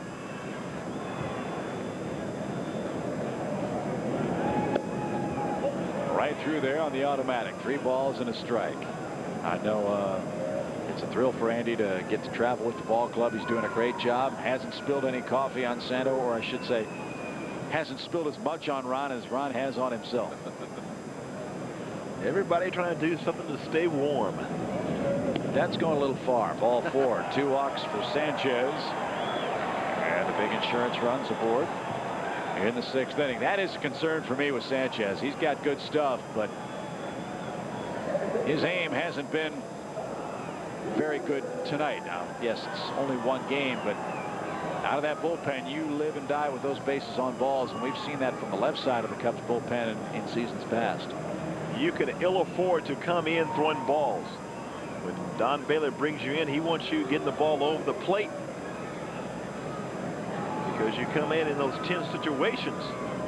If you continue, especially on a cold night like tonight, when you're walking 2 or 3 guys in a row, all of a sudden your outfielders and the infielders are standing around. They can't get loose out there. On a cold night like tonight, you become a little stiff, and all of a sudden the ball hit into the gap, which you might normally catch. Can't get to it because the bones are not that loose. Little fly ball, left field line. That's trouble if it's fair, but it slices out of play. 1 ball, 1 strike. Walker trying to reach safely via base hit the first time tonight.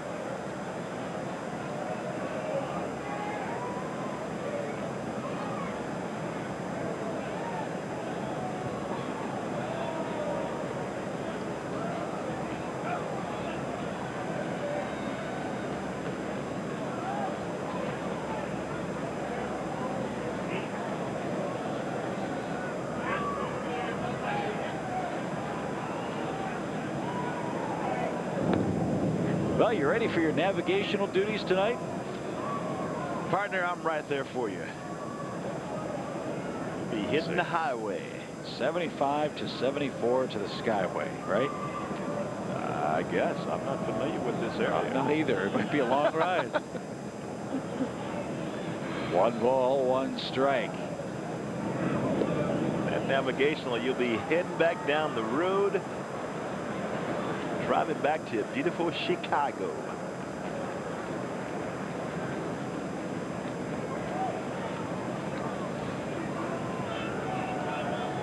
Got to get there pretty quick, too, though. Skip Ellison, who majored in geography at Georgia, points out that if we get to the Mississippi River, we've gone too far. Line drive, deep right. That's trouble. Sosa back at the wall, leaps up. Oh, what a catch!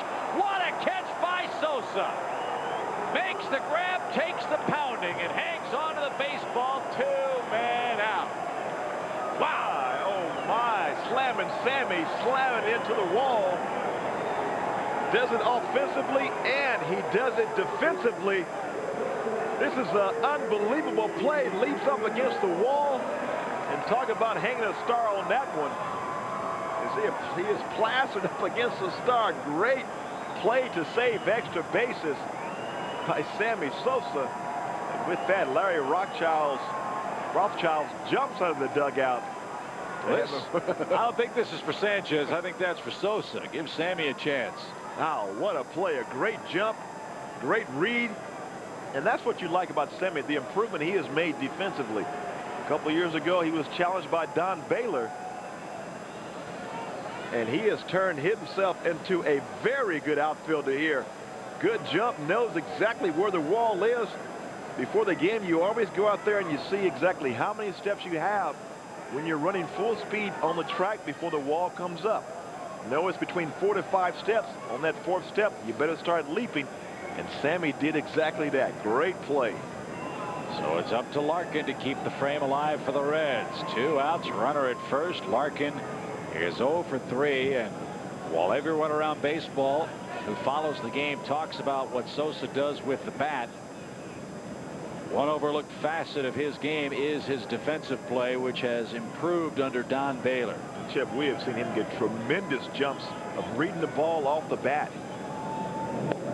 And all it is right there is just anticipation. You have to be very focused every single pitch. Know the situation, know the type of hitters, and that's going over scouting reports, game plans, talking with your pitchers as to how they're going to pitch a certain individual, and you will have an idea as to when the ball will be coming towards you. But anticipation is very important.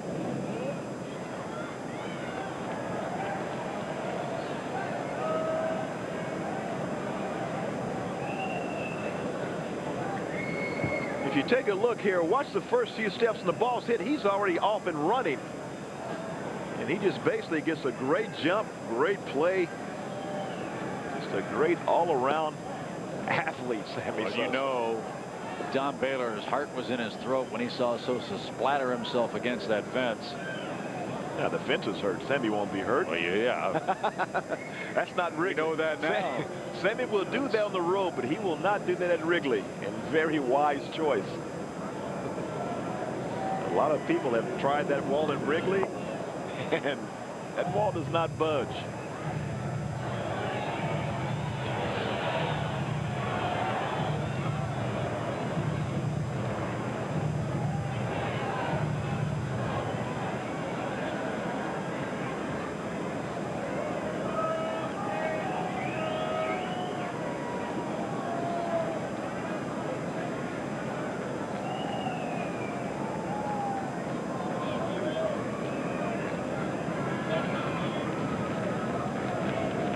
Two pitch. Blew it right past him. In on his thumbs, and Larkin couldn't catch up. He's 0 for 4. Highlight reel catch by Sosa. Keeps it close. 7th inning time in Cincinnati. 3-1 your score. Sammy Sosa, he's provided the only run for the Cubs so far tonight.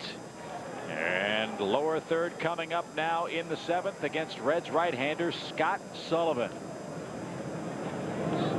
Huntley, Steins, and then a pinch hitter for Sanchez. Todd has struck out twice tonight. And against the side-wheeling right-hander, you figure the left-handed hitting Hundley would get a nice long look at Sullivan's release. Oh, when this guy comes into the game. Oh, what a pickup by Casey. He robs Hundley of a double, 1 out. Looks like it's the Reds' night tonight. The thing is, Sean Casey planned the line because the left-handed hitter in Todd Hundley, Sullivan, with that breaking ball, is going to be down and in to a left-handed hitter. And it was a one-hop shot. Right there, good at bat by Todd Hundley, but unfortunately right to the slick fielding Sean Casey. Mark Bellhorn grabs a bat. He'll jump on deck. Stein's in the box. He's 0 for 2.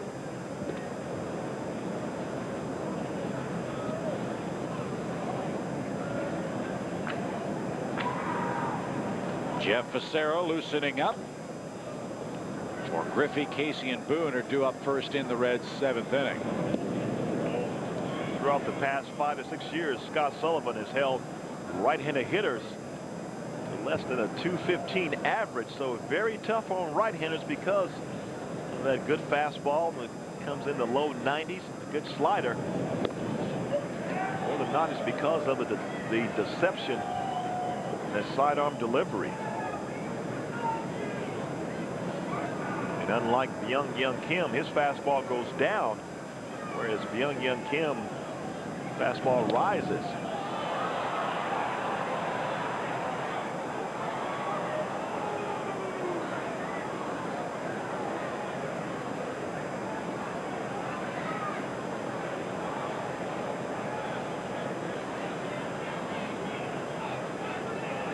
Only having a little bad luck with that line drive, but getting good quality at bats. Driven in the air to left. Adam Dunn nears the line. 2 men out.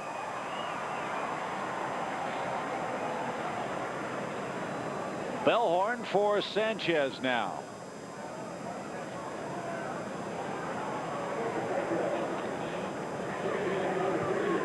Mark got the start last night, went 1 for 5, scored a run. Sanchez goes an inning and a third, no runs, no hits, 2 walks and 2 strikeouts. 3-1 Cincinnati.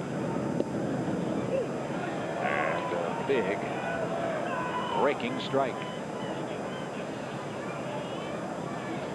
Mark, one of the few guys wearing that, going with the high sock look. Ronald DeShields normally has that trademark signature, but on the knees. Used to be here in Cincinnati, you had to show your red stockings as far as the Cincinnati Redlegs. That rule has been put by the wayside with today's dress fashions. No facial hair too, remember? Couldn't wear the mustaches. And you had to wear black shoes back in the days of the Big Red Machine. And that was tough because of endorsements with all the new shoe companies, and when those guys would go to the All-Star game, you would see them all their white shoes. Sullivan makes Bellhorn look bad in the 7th inning. 3 up, 3 down. The rubber-armed right-hander continues his sharp work. You don't want to trail these guys late, but the Cubs do tonight. Cincinnati, when he walked a couple men and hit 3 batters. Larry Rothschild says, as the Cubs pitching coach, he detected a little flaw in Jeff's delivery. Thinks he's got it fixed. Well, we'll find out pretty quickly, won't we?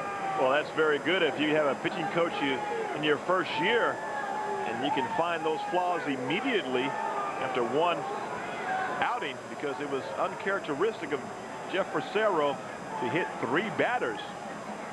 That was really one of the difference in that first ball game. Larry Rothschild said he thought he was just leaning back a little bit in his delivery, and he attributed that some to adrenaline, getting pumped up for the first game. Rothschild watched the video, pointed out the flaw, and let's see if Fassero can lean forward. You lean forward and get some strikes. Bellhorn's in the ball game to play third base for the Cubs. As Fassero bats in the number 8 spot vacated by Chris Stein. So 2 lefties to start the 7th for Cincinnati. The Cubs are going to have the top of the order coming up in the 8th. Down only a pair of runs. Have Fassero to face Griffey, Casey, and Boone here. And that makes it very tough for the Cubs because you talk about one of the best bullpens in the National League, and that is the Cincinnati Reds. Yeah, they can go Sullivan for 1, Williamson for 1, Graves for 1 if they so desire. And we'll see how Bob Boone plays it. And it has been very effective when they have a lead. There is some talk that once Williamson, I beg your pardon, gets his arm strength back, they may consider putting him into the starting rotation. But right now, they're not going to let him pitch on back-to-back days. And with Williamson not pitching last night, you figure he would be available to go here in Game 3. And that's not good news when you have to face the former Rookie of the Year who touched 96 with his fastball on opening day. And on a cold day like tonight, a cold night like tonight, hands get a little bit bee stings in them. And 96 is no good. 1 ball, 1 strike to Junior. Former teammates with the Seattle Mariners when Fassero was a starting pitcher. A tough loss last night for the White Sox. Being down 3 runs, being up 3 runs, going to the 9th, and Seattle with some late inning heroics as that other Boone came through with a 2-out base hit. He's a good player too. Junior, oh boy, that one didn't miss by much. Ooh, doctor. Superstar call went Junior's way. Yes. 2-2 count. The first strike that he called on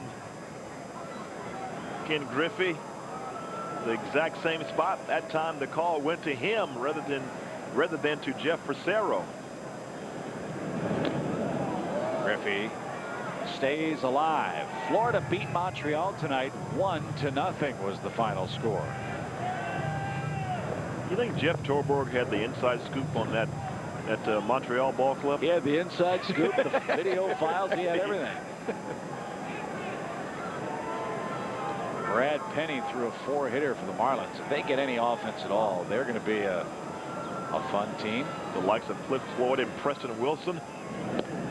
Down on strikes goes Junior. Good pitch from Fassero. Up and away goes Griffey. 1 out. That's 10 Reds hitters that have been struck out again tonight. Well, he stayed with the fastball to Griffey. Griffey may have been looking for a breaking ball throughout that sequence, but give credit to Jeff Fassero. He comes in, stays in with the high fastball, went away, came back inside, and then gets Junior to chase the high fastball. I think in the back of his mind, he was thinking he may throw him 1 breaking ball in that sequence. Just a crafty veteran. Good. John Casey starting up his motorcycle with that back leg. Yeah, he's got the happy feet, doesn't he? It sure works for him. He's walked, he's doubled, he's scored tonight. 1 for 2 is Casey. Signed to a multi-year contract, a very lucrative one. He'll be a cornerstone for this Cincinnati team. And they're going to have Griffey, Casey, and Dunn to take aim at the short porch in the new ballpark next year. A little roller, slowly hit. Easy play, McGriff. 2 men out. Well, if Larry Rothschild has definitely found a flaw in Jeff Fassero, and Fassero doing pretty good right now, so maybe that was it. Staying back on the ball now, he's leaning forward. Getting Sean Casey with a little dribbler to first base. Aaron Boone is 0 for 2, but with a run scored. It was the fielding error by Fred McGriff in that 2nd inning that led indirectly to a 2-run Cincinnati 2nd. The error allowed Casey to score. The ball trickled past McGriff off his glove into short right field. Delino to Shields hustled over, picked it up, hesitated. Couldn't believe that Casey was waved home. That hesitation cost him. And then with 2 outs, LaRue doubled off Juan Cruz to make it 2-0 Cincinnati. Sammy Sosa homer to cut the lead in half. Reds picked up a RBI single from Griffey in the 5th after a leadoff walk to make it 3-1, and that's where we stand now. But so far tonight, it's tip your cap time to Acevedo and the Reds bullpen. They have done a marvelous job keeping the Cubs hitters off balance, working ahead in the count, keeping the ball down. And I think the Cubs hitters were very surprised at the velocity of Jose Acevedo at first 2 times around. It wasn't until Sammy Sosa's home run kind of opened things up a little bit. But other than that, that's been the only flaw in this Cincinnati Red ball club today. And again, if the Red starters can consistently give Boone and his staff 6 innings, they'll take their chances. Obviously, they'd love to have a dominant number 1, $10 million, 20-game winning #1 pitcher. But they don't have the means to do that yet. They figure once they get into the new ballpark, oh yes, with the fan support and all the amenities that come with a new facility, they'll be able to spend with the Cubs, the Cardinals, and the Astros in the Central. They're hoping that it will rejuvenate this town, which is a very good baseball town, the way it rejuvenated Cleveland once they got Jacobs Field.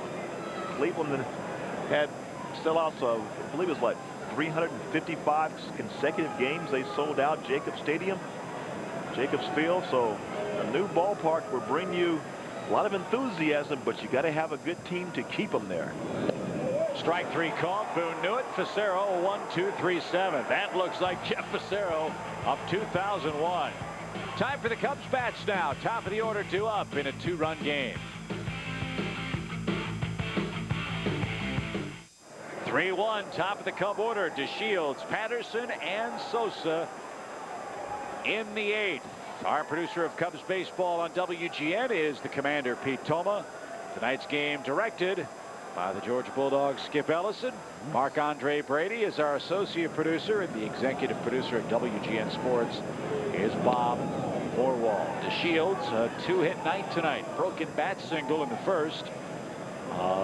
Another line drive in the 5th. And he'd love dearly to set the table for the Cubs.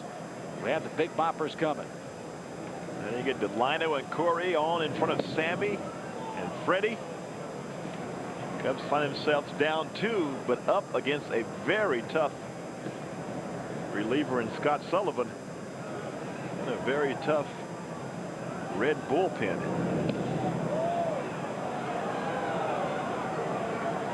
Last year's Cincinnati won just 66 games. But when they led after 7, they were 51-7. And you're going to see that quite a bit because a lot of teams do not come back once you get to the 7th and 8th innings. You have a lead, and you're going to win 90% of those ball games. That's what a good bullpen and a good closer will do for you, even the bad teams. Right now, the Cubs hoping that fortunes are turning. They can get somebody on base and do some damage here. Ground ball up the middle. Walker dives, can't make the play. Infield hit. Good start in the 8th. DeShields, a 3-hit night. If you take a look at where Todd Walker was playing, Delino DeShields, when he's going good, will hit the ball to the opposite field. They had him play that way when he was facing Jose Acevedo, but now because Sullivan with that breaking ball, Todd Walker was more in the hole between first and second, playing the pull, and this ball was really up the middle. Had Walker been playing where he normally played, would have been a routine ground ball, but because of the change in pitchers, the style, you have to play accordingly as to how your pitcher is going to throw. DeShields with 3 hits. That's as many as the entire Reds team. But amazingly, Cincinnati with a 3-1 lead. They've 2 unearned runs looming larger. They've made their hits count. Those 2 unearned runs are the difference in the ball game. And our thanks to Sam Lappin out of Burlington, Kentucky, who on the email line was kind enough to forward us directions home. Thanks, Sam. Chip's driving and I'll be navigating. And my partner's too cheap to buy a map. Can you believe it? Patterson, a little chopper. Indecision up the middle. Close play at first. And they call him out. Very close. Bang, bang, play. Walker and Barry Larkin almost ran into each other, and then once Todd Walker made the play, he had to avoid Dana DeMute, the second base umpire, and Corey Patterson with that speed came very close. Now watch the second base umpire DeMute as he's going towards the bag, and now he's almost running with Todd Walker. And I don't know. That looked awful close there. Well, Sandy Alomar didn't argue. Corey didn't argue. Ooh. That could have been called either way, and Corey Patterson with that speed, he was bursting down the first base line, and he couldn't believe it. Well, here's a tough spot for the Reds as Sosa has a monster cut. You know what, Chip? I don't want a foul ball tonight. It goes back here. Well, here's the problem for Cincinnati. You can't put Sosa on. You got to pitch to him. If you pitch to him, you know what he can do. And if you lose Sosa, then you've got McGriff waiting next. Well, that is the luxury when you have those right, left, right behind one another with the power of Sosa, McGriff, and then Rosie Brown behind McGriff. Sosa, a homer in the fourth tonight.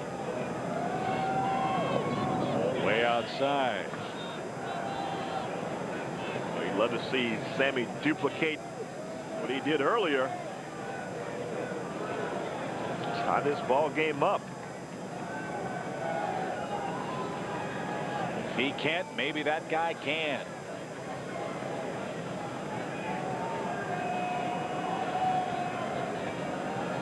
One ball, one strike. And it's looking like they're going to take their chances with McGriff. Can't say that I blame him.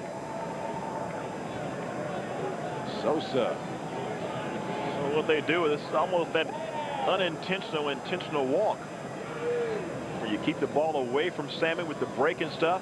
If he chases it, fine. If he doesn't, fine. Put him on base and set up the double play ball. Throw it right past him. The problem is so much of that theory. Yeah, I mean, if you're going to toy with him, if you make a mistake, you've got a long walk back to the dugout, and that thing was sitting on a tee, and he missed it. Well, he threw the fastball up and away to slamming Sammy outside corner. Sammy may have been looking for something a little bit slower than the breaking ball outside. 2-2 pitch. Popped up, back toward us. LaRue gives chase near the on-deck circle. Oh, runs out of room.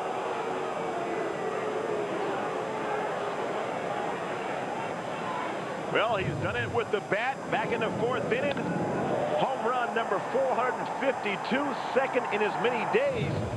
Drives in the only Cub run, but then he saves a run with a spectacular catch off the wall. And yeah, you can congratulate him on that.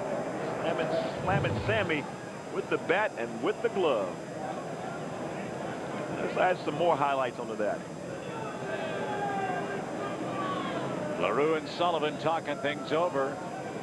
I think Sullivan and LaRue real unhappy with the pitch before the foul ball. Well, that was not where he wanted to get that pitch, and Sammy, you don't want to play around with him too much out there with the ball that's a little bit straight. Put a wrinkle in it sometimes. 2 balls, 2 strikes. Runner at second. It's a full count. 3-2. Okay, well, if you're Cincinnati here, what do you throw right here, Chip? I throw him a breaking ball. Exactly. Exactly. The same pitch you just saw, they should come back with it. They may throw him a fastball, but if they do, it will be on the outside corner off the plate. They're coming inside. 3-2. Ball 4. 2 men are on. 1 man is out. Go-ahead run comes to the plate. Yeah, with Jason LaRue sitting up inside and the ball going away, you had to think that was mainly a decoy to throw off Delano Shields if he was possibly giving signs to Sammy as far as location was concerned. So Sullivan gives up the infield hit to DeShields. Patterson grounds out on a close bang-bang play. Sosa walks. 2 men are on. There's only 1 out. You figure Gabe White's going to get the summons out of the pen, or will it be Danny Graves? They're going against the book. It'll be Graves to face McGriff and Brown. as they try to close out the game in the 8th inning. But remember, they've got Scott Williamson too. 3-1 the score. Back in a moment.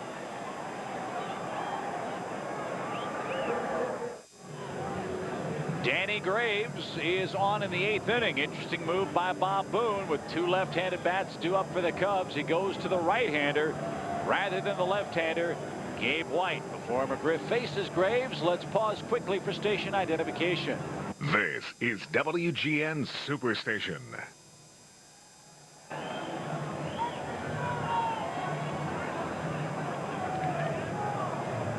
Don't forget the award-winning WGN News follows us from Cincinnati. 3-1 the score.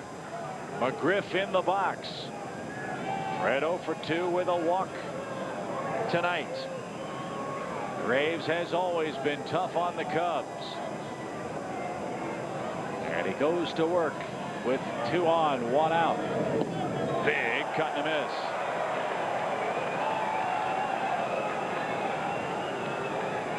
If you're Don Bale and the Cubs, you like this matchup, righty against lefty.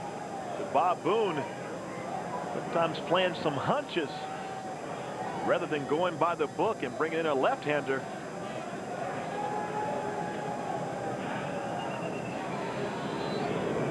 Swing, line drive, hit right to Encarnacion. He hit it squarely, but 2 men out. And Encarnacion, who had some problems yesterday with that ball, might have had a few problems with that one.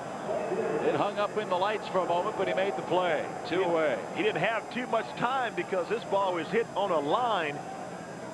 Encarnacion getting down below the lights. Making sure you can see that. And now Bob Boone, the master of the walk, to the mound, bringing in all the infielders. Probably one of the reasons why you don't go with a Gabe White, the only left-hander out of the bullpen. With this not being the 9th inning, you may save him for the 9th. I don't know, but when you have guys. Well, Graves went an inning and 2/3 on opening day. The Cubs have already used Mark Bellhorn. He's in the game to play third base. The Cubs would have Darren Lewis available for the outfield if they were to bring in the left-handed pitcher. But you got to figure Boone figures I'll take my chances with Graves against anybody, right-handed or left-handed. It worked once, although McGriff hit the ball hard. Now it's up to Brown, who doubled last time up. He's 1 for 3. 2 men on, but now 2 men out. If he puts one in the gap right here, you're going to see Sammy Sosa showing those wheels. The extra base hit. Double here would tie the game up. As Kyle Farnsworth begins to loosen up in the Cub bullpen.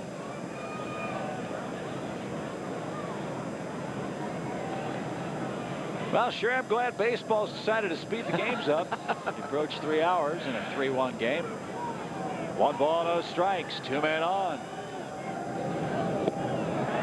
I think, Chip, in the early stages of the season, especially in the cold, I mean, you're going to have these 3-hour ball games because it's going to take the teams a little bit longer to get loose. You're going to walk around, and there's Kyle with no shirt, no sleeves. That's a tough guy right there, huh? Bordering. Right now, Denny Graves getting the best of Rosie Brown. All-speed pitch. He's went back-to-back with it. Like a change-up that falls away and off the plate. Now he's got Rosie set up for something hard inside.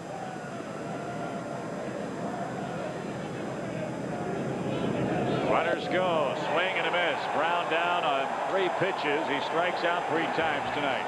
The move pays off for Bob Boone. Graves shuts the door in the 8th.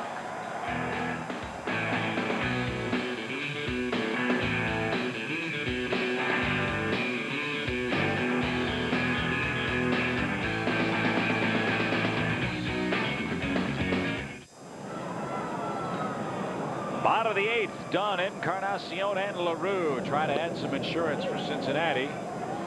They lead it 3-1. Cubs have left 7 men on base tonight.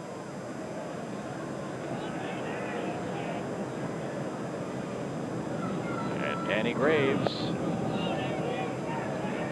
gave up a hard line drive to McGriff and then threw 3 straight off-speed pitches to take care of Roosevelt Brown. Rosie did make the adjustment with the ball away from him. Danny Graves went there 3 consecutive pitches. As you go back and look at the pitch sequence, starts him out with a breaking ball here. Then there's that little change up that goes away, and then 3 times in the exact same spot. You see the frustration of Rosie Brown. I was thinking more he had him set up for something inside because he had thrown him 2 consecutive pitches away. Roller to DeShields. Dunn is 0 for 3 tonight. Encarnacion bats. He too 0 for 3. A good job of pitching there by Jeff Rosero as Don Baylor gets ready to come out to make a double switch. Looks like Darren Lewis would be going to left field, replacing Rosie Brown, and Kyle Farnsworth into the game. But a good job by Jeff Rosero as he is righting himself from his last outing. Yeah, Jeff was outstanding, an inning and a third of perfect relief with a couple of strikeouts. So it's Farnsworth against Encarnacion in the 8th. 3-1 Cincinnati.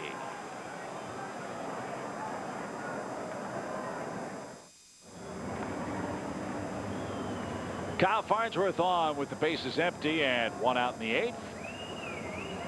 He'll face the Reds right fielder Juan Encarnacion first.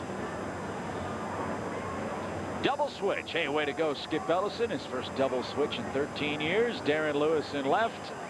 He'll hit the number 9 spot, which is coming up 4th in the top half of inning number 9. So 1 away, Encarnacion.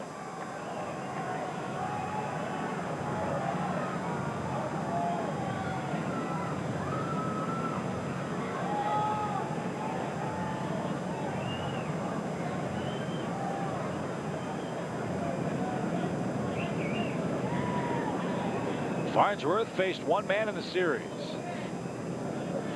Opening day, he struck out Aaron Boone swinging.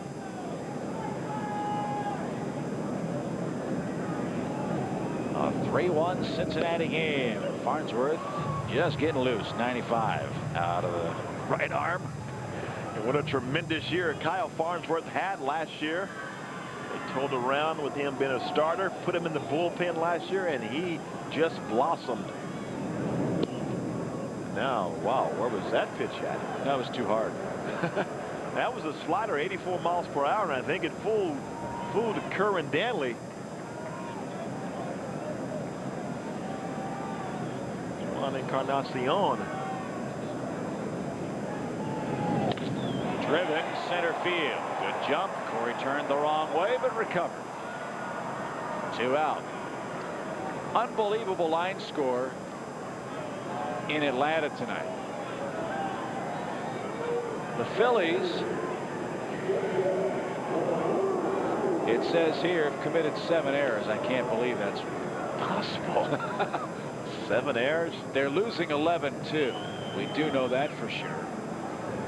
Gary Sheffield hit a home run. Zach Sheffield's driven in 3 for the Braves. Jason Marquis was the starter. Terry Adams for Philadelphia. Big swing and a miss by LaRue. Better swing quicker than that. Nothing in 1 your count. Well, if that 7 errors is correct, I think their next day off, Larry Bohr won't be talked out of. Giving them a day off. Well, yeah, I'm going by the computer-driven. It could be a AOL typo. They gave up 7 runs in the 6th inning, but only 2 errors. But it seemed like 7 during the big Atlanta uprising. Yeah. What's going to happen with Scott Rowland, you think?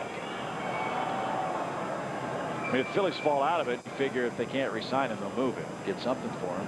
But if they're in it, the trade deadline, you can't afford to trade a guy like that, can you? No, you can't. You can't afford to trade a guy like that who's really your franchise type player in the third base position. But if you get out of the race and all of a sudden he is up on the trading blocks, teams know they can get him for little or nothing because they'll end up losing him anyway. So you may not get a great offer for a guy like a Scott Rolen that you would normally get had it been, you know, the offseason when you traded him.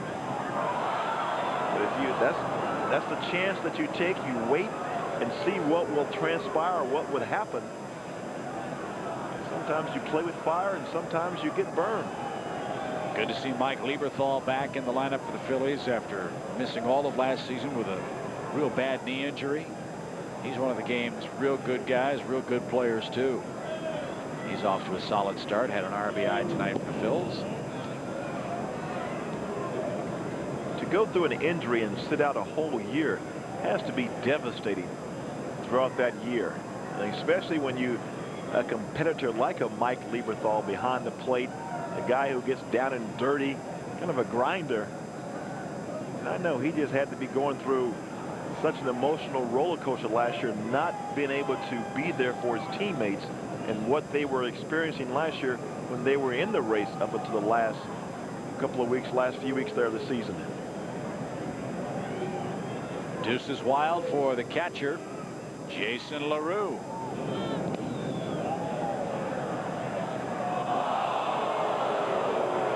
Well, on a night like tonight, Kyle Farnsworth comes in throwing 95 plus, but he threw a breaking ball to Juan Encarnacion, who hit it pretty good to center field. And now 2-2 come with another breaking ball to Jason LaRue.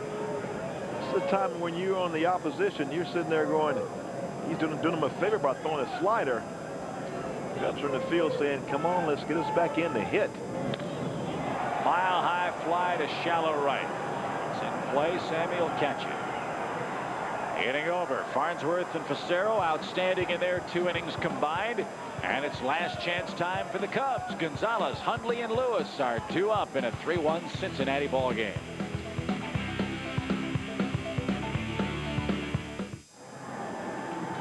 Tomorrow and Saturday, the first 30,000 adults 21 and over get a 2002 Cubs Magnet schedule. Make keeping track of your favorite team's schedule easier by coming out to Wrigley this weekend. Start the season off right. The Cubs open against the Pirates tomorrow at 2:20. And the fun continues through Sunday with 2 1:20 games Saturday and Sunday afternoon. There are tickets available for the Saturday and Sunday games. You can pick them up by phone by calling 1-800-THE-CUBS. One substitution, Reggie Taylor, a fleet-footed outfielder, is on for Adam Dunn in left field. Last chance for the Cubs, and Alex Gonzalez leads it off in the 9th inning. 3-1, Cincinnati your score.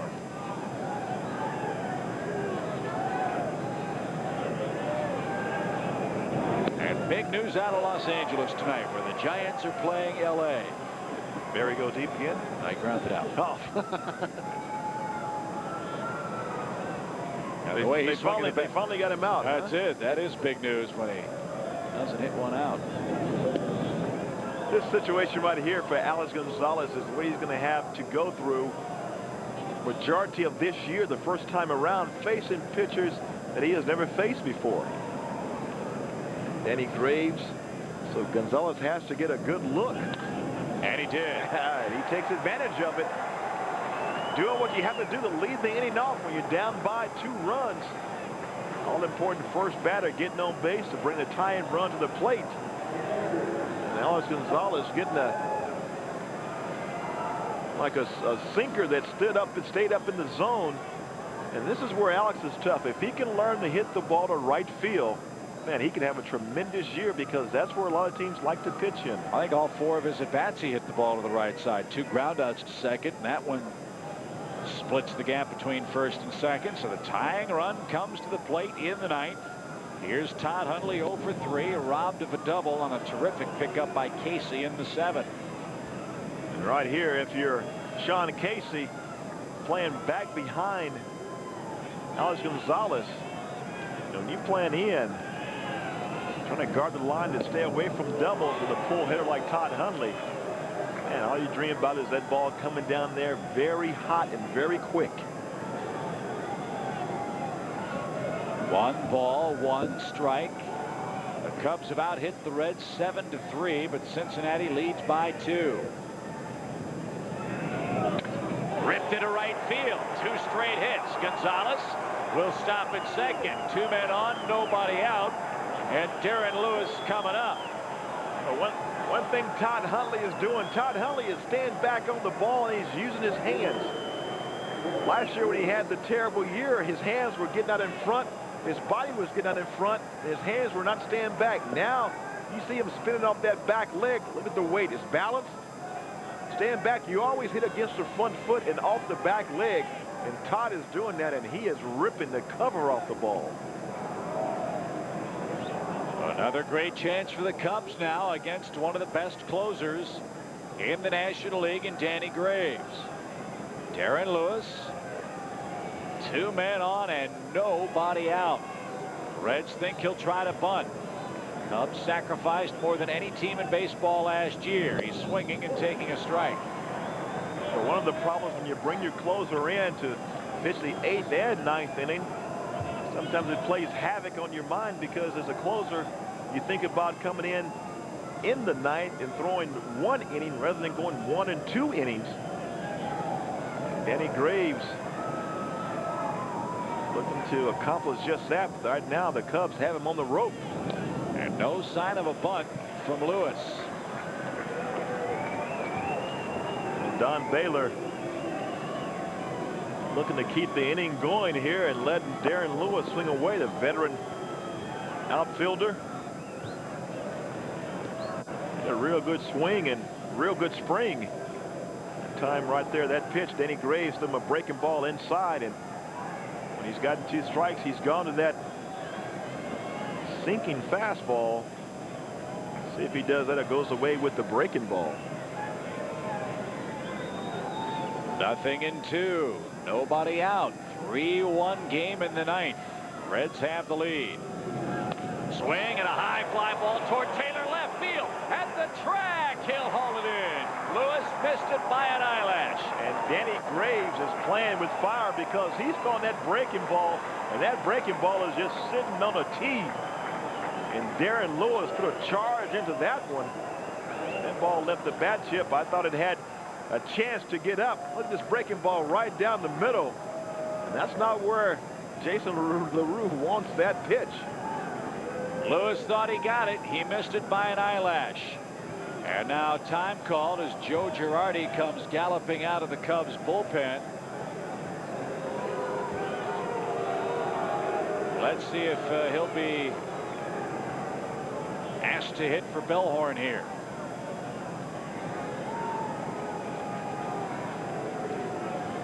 That's the one. Well, actually, he'll pinch run for Todd Hundley over at first. That's the one disadvantage since they've moved the bullpens back beyond the wall here. If you're going to use your backup catcher on a particular day as a pinch hitter or a pinch runner, which can't remember ever using a catcher as a pinch runner, takes a little extra time. Yeah, but one advantage that Joe Girardi has, he had to run all the way in from the bullpen and then run back out to first base after he got all his stuff off. So he's loose right now. So from that standpoint, he got something that a lot of pinch runners don't get a chance to do. He got a chance to get loose. Reds back, hoping for a double play ball off the bat of Bellhorn. Mark struck out last time up against Scott Sullivan. He came on in the 7th inning for the Cubs. Battle back with 2 straight singles in the 9th. Lewis drove Taylor to the warning track a moment ago for out number 1. And that old theory, you play for the win on the road, you play for the tie at home. And that's why Don Baylor decided against bunting, giving up 1 out to get the guys in scoring position. If he were in Chicago, he definitely would have bunted with Darren Lewis. Don said you go for the win, you give your guy a chance to swing. And it almost paid off for Darren Lewis. All you can ask is a good swing, and Lewis provided that. Swing and another high fly left field. Taylor at the wall again. Bellhorn just missed. And there are 2 men out. If you take a look at the flag, it's kind of blowing in from left field, and it has knocked 2 of these balls down as the Cubs have come oh so close with Darren Lewis and now Mark Bellhorn. And the Cubs down to their last out with Delino DeShields, who's 3 for 4 on the evening. Danny Graves is playing with fire.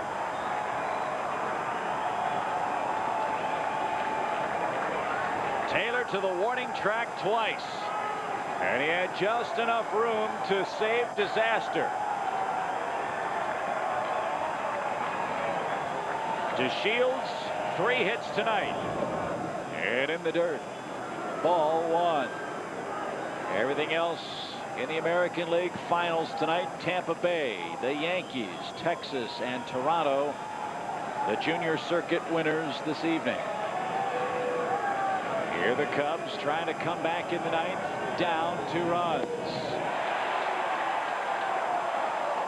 Well, Delino DeShields put a good swing on that one. He was looking to put a charge into one. You got a chance to look for a certain zone, look for a certain pitch. You get it, you let it go. You miss it, then you come back and work the field the other way. Ground ball right side. Walker's there, and the Cincinnati Reds take 2 out of 3 to open the season. Reds saw the Cubs flirt with some late fireworks. Instead, it's Graves shutting the door, and Cincinnati wins the series 2-1. 3-1 your final score. Back to Synergy Field right after this.